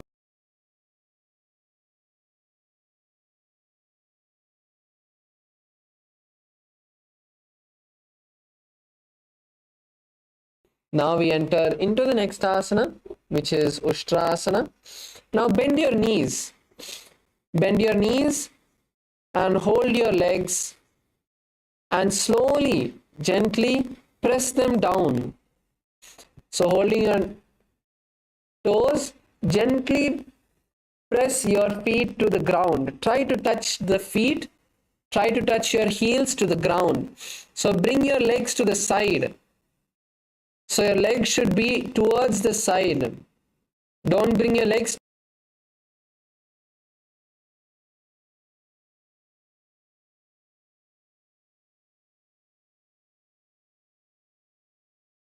side and try to touch your foot to the ground and then turn to the opposite side as well.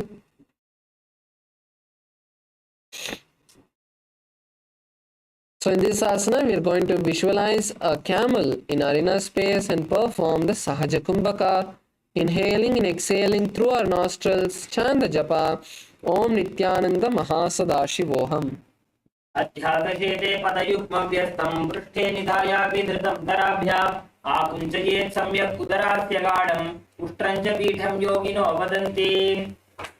Yes, slowly raise your feet and now we are going to move into Dhanurasana. So in Dhanurasana, holding your feet tightly, firmly, raise your legs and chest off the ground as high as you can. Pull your legs up.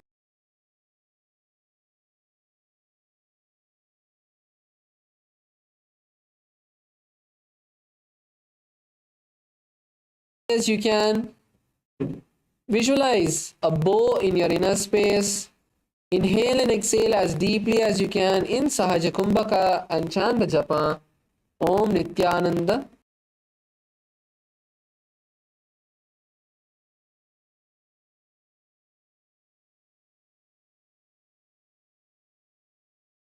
कृत्वा धनुस्तुल्य विवर्तितांगं निगद्य योगी धनुरातलं तत्. Slowly lower yourself down, lower yourself to the ground, and now you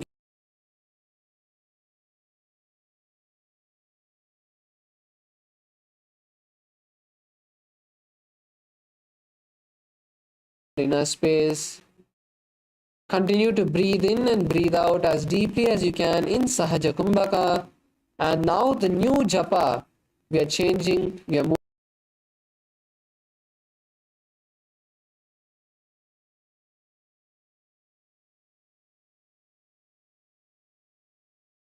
गुरौ जुगति करे एक वैसे पावन महिला पुल्प जो होगो उला पाशती लाभे सोहु.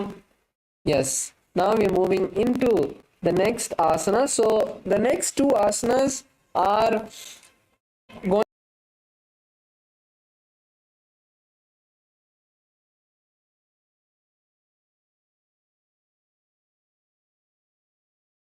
Asana. So let's all partner up. We are going to be performing a headstand. So partner up, and now one.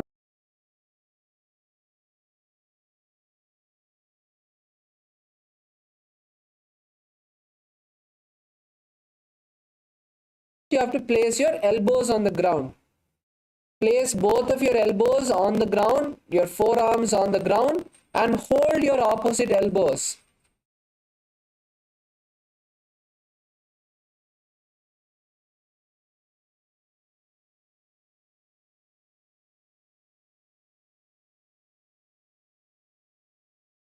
And then, bring your elbows onto the ground and touch your opposite elbows. Now slowly stretch your hands and interlace your legs.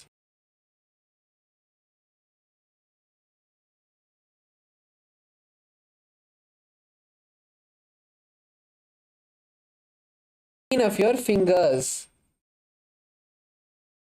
Now slowly walk your feet towards your head, raise your knees up.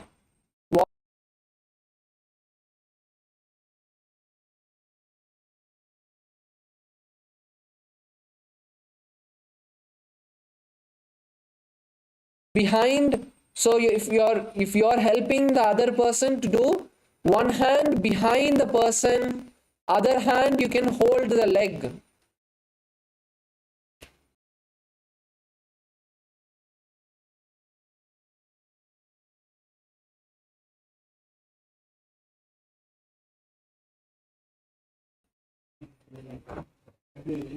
Come on, let's all start trying now. Come on, Camry. Yes, Jaredaya, once you perform the asana, then you can support someone also.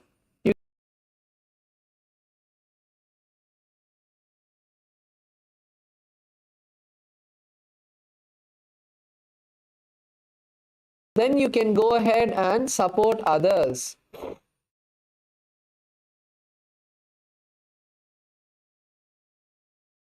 Yes, that's good. Come on, Kailasa Kashi, female team. Ma Aishwarya is doing.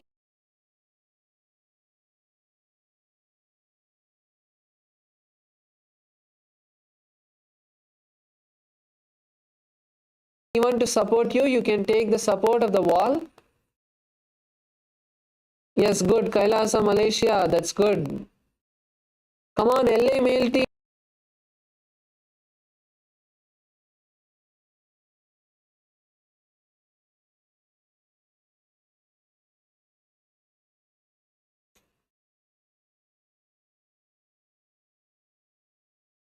Yes, Kailasa, Malaysia male team. Paratatvaya, you can support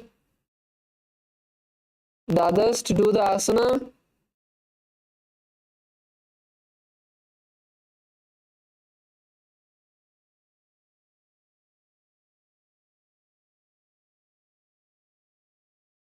Slowly raise the other leg as well.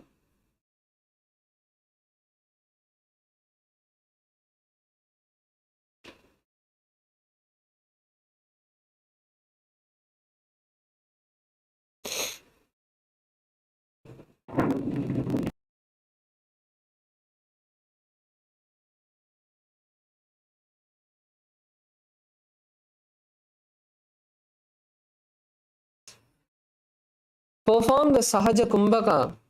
Inhale and exhale through your nostrils as you perform the asana.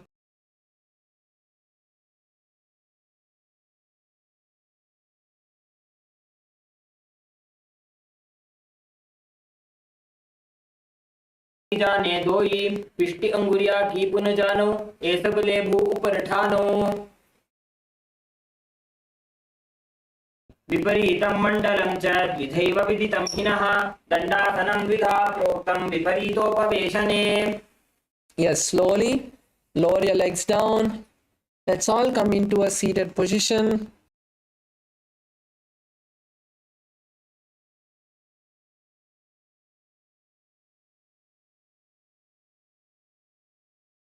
We're going to be having multiple asanas like this throughout the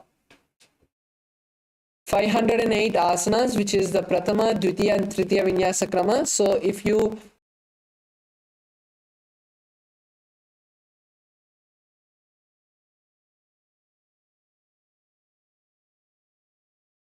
do a sequence of asanas, so let's all be seated with our legs stretched in front of us. So the first asana is Podhyasana.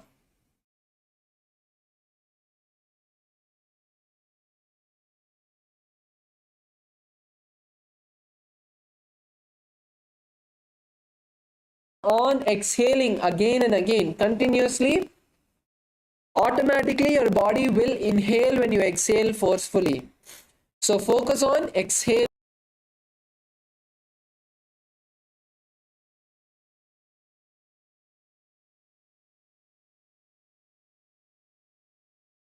Up into the air.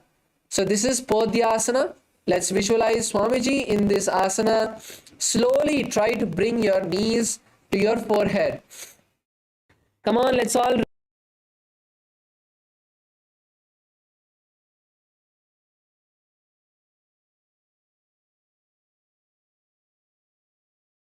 stay here for a few moments as we visualize Swamiji in our inner space. Start performing the Basrika Kumbhaka. Intensely focus on exhaling.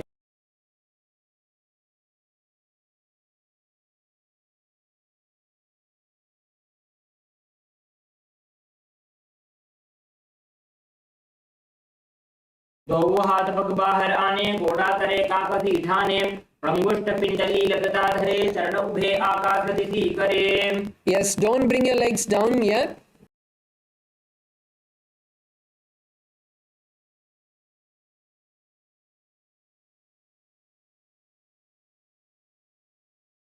Legs up, cross your hands behind the back. If you need a break, you can touch your legs down for a moment and then raise it back. But try to stay there. Don't completely relax. If you need a break, you can take it. Bring your legs down and raise it back up. Otherwise, if you're able to stay, let's cross our hands behind our back. Visualize a mace, a gada, the weapon which Lord Hanuman carries. Visualize that in your inner space. Continue to perform the Bhastrika Kumbhaka and chant the japa Om Nithyananda Paramashivoham. उत्तानं शयनं कृत्वा पादौ मृत्वा प्रसार्य नितम्बं भूमौ उत्कृष्टवा हस्ताभ्यां कन्धरां बद्ध्वा. Yes, now you can bring your legs down and now bring your forearms to the mat. Bring your legs down, bring your forearms to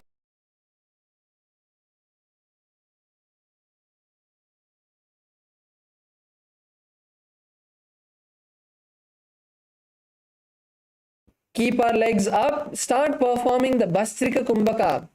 Come on, let's all raise our legs up. Keep it up, keep it up. Keep your legs up. Visualize.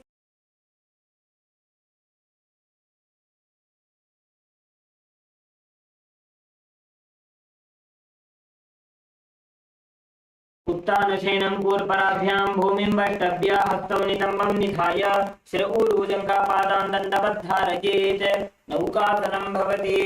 Yes.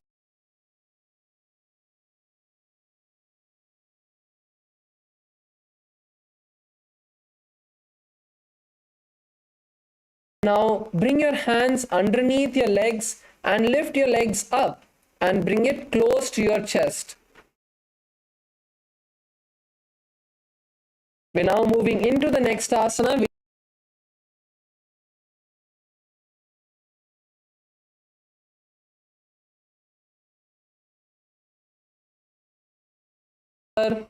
Visualize Lord Rudra, a powerful form of Paramashiva. Continue to perform the Bhastrika Kumbhaka, intensely exhaling through the nostrils.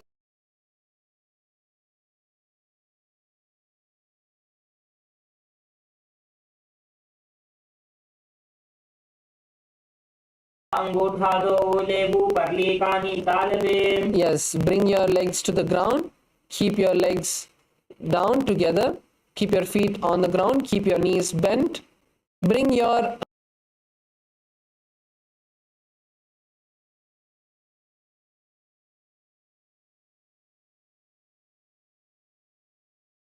Swamiji in your inner space. Keep your chin tucked to the chest. So bring your chest as high up as possible. You should not lift your head up. Your chest should be as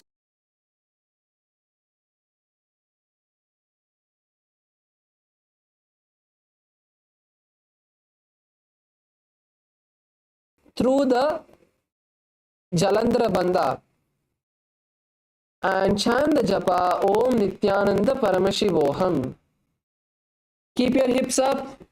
ऊर्ध्वे जजानुनी कृत्वा शवित्वोर्ध्वमुखं तथा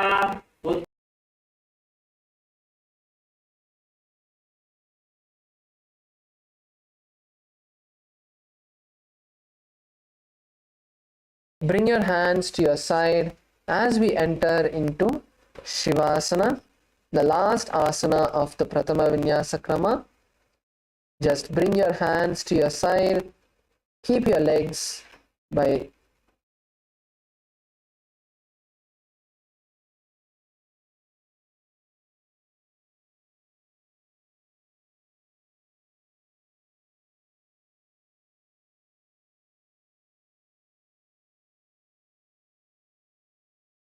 unclutch from every part of your body.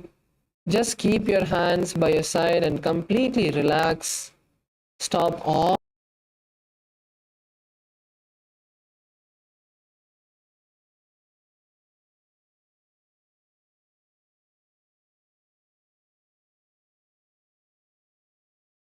Inhale and exhale as deeply as you can.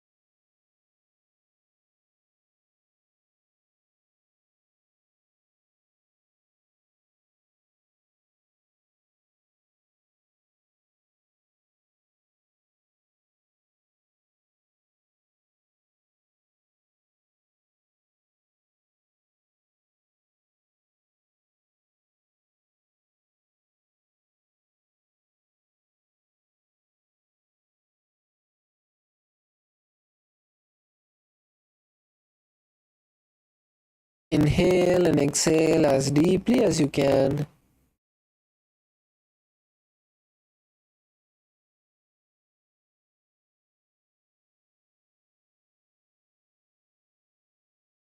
Feeling some sort of pain, some sort of discomfort.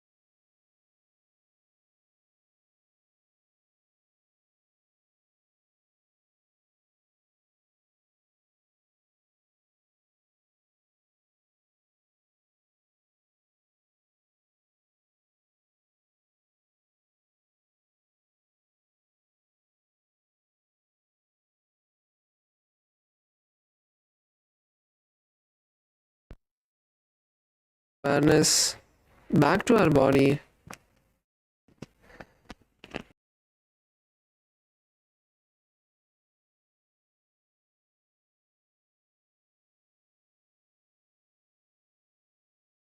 Bend your knees and bring your hands around your knees.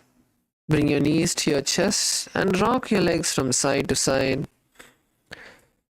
Slowly roll up into a comfortable seat.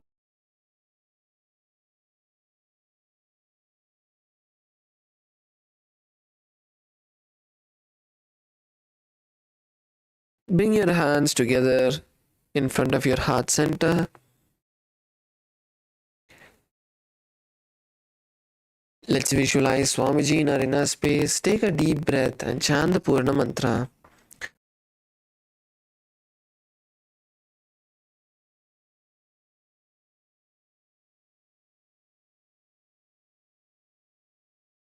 Om Shanti Shanti Shanti Hari Om Tat Sat Sarvam Bhagavat Shri Nithyananda Paramashiva Paduka Arpanamastu. Om Nithyananda.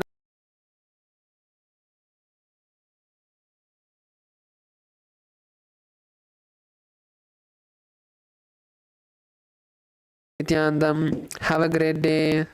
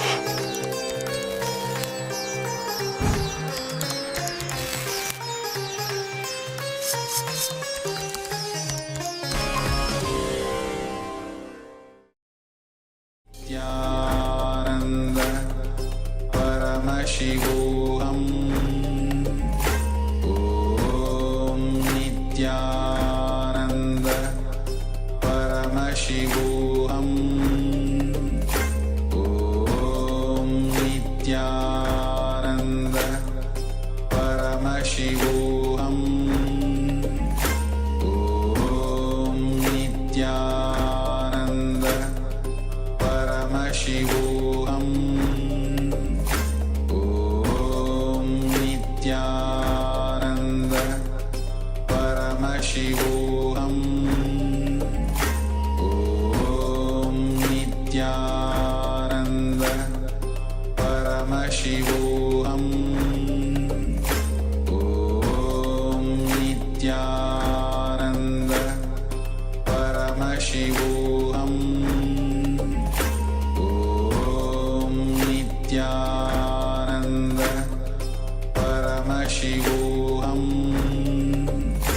Om Nithyananda Paramashivoham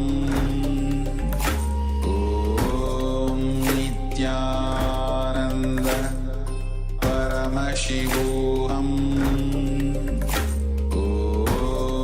Nithyananda Paramashivoham Om Nithyananda Paramashivoham Om Nithyananda Paramashivoham Om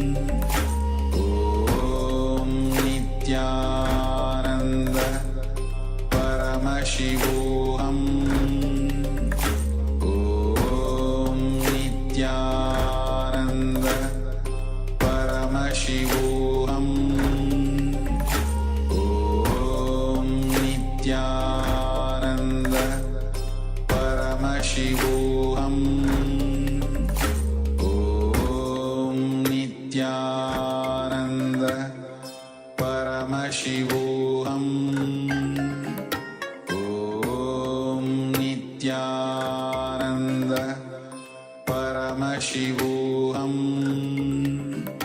Om Nithyananda Paramashivoham Om Nithyananda Paramashivoham Om Nithyananda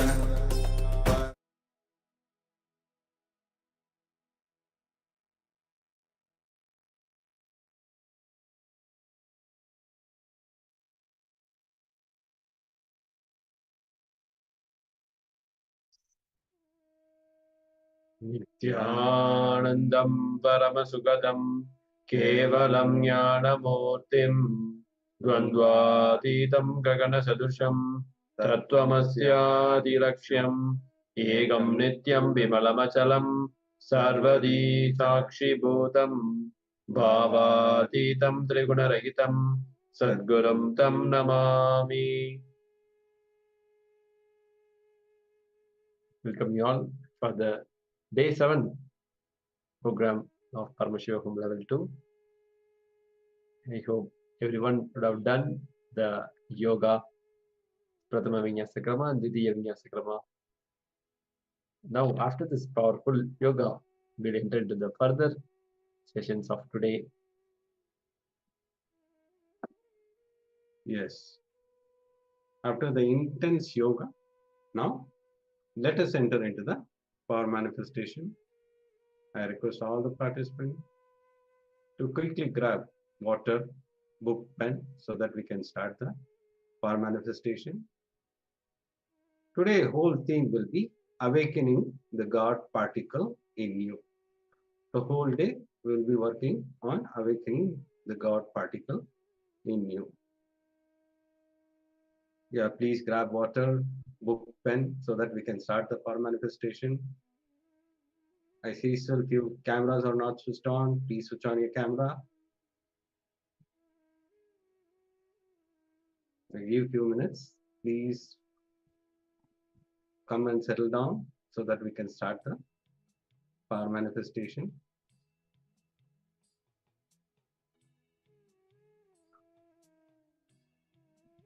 Yes, before entering into the power manifestation, let's see the Shastra Pramana to manifest the powers of third eye. कपालान्तर्मनो निस्य तिष्ठिम्मीलितलोचनः क्रमेण मनसोद्धार्य लक्षयेत् लक्ष्यमुत्तमम्.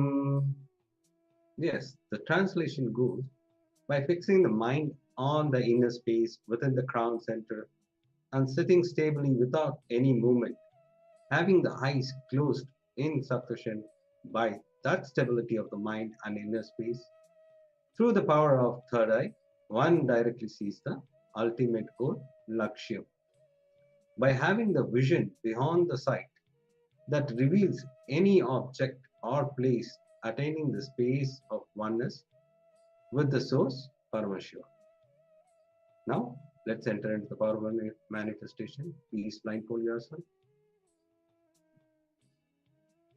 If you don't have the blindfold, you can have a piece of cloth cover your eyes, because in this power manifestation, you need to have your eyes closed. Your two eyes will be physically closed. Nothing should be seen. Only you'll be seeing through the third eye. Yes. Now sit straight with your head, neck, and spine in a straight line. Intensely chant the Mahavakya. Om Nithyananda Paramashivoham.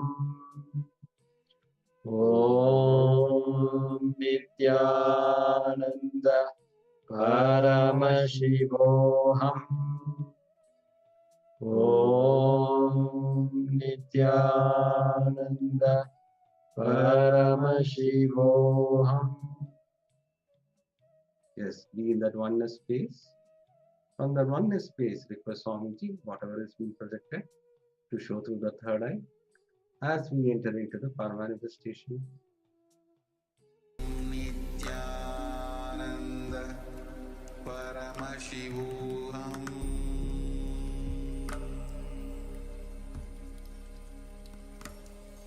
Om Nithyananda Paramashivoham.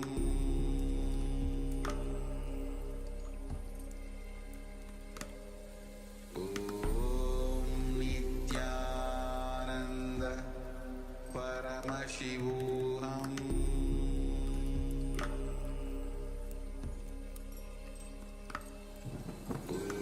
Om Nithyananda Paramashivoham.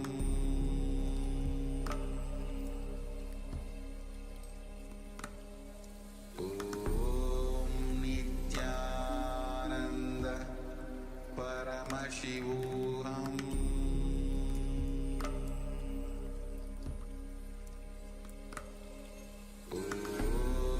Nithyananda Paramashivoham. Om Nithyananda Paramashivoham.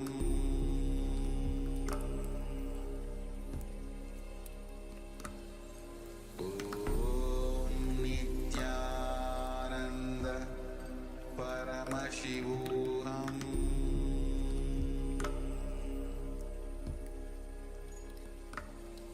Om Nithyananda Paramashivoham.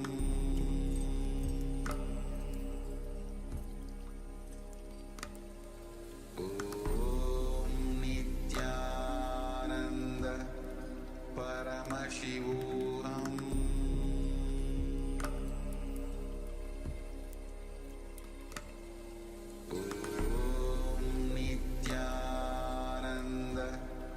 Paramashivoham.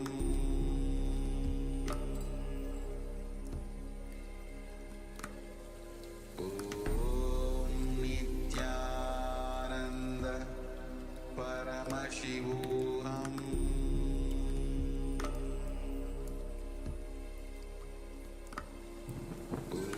Om Nithyananda Paramashivoham.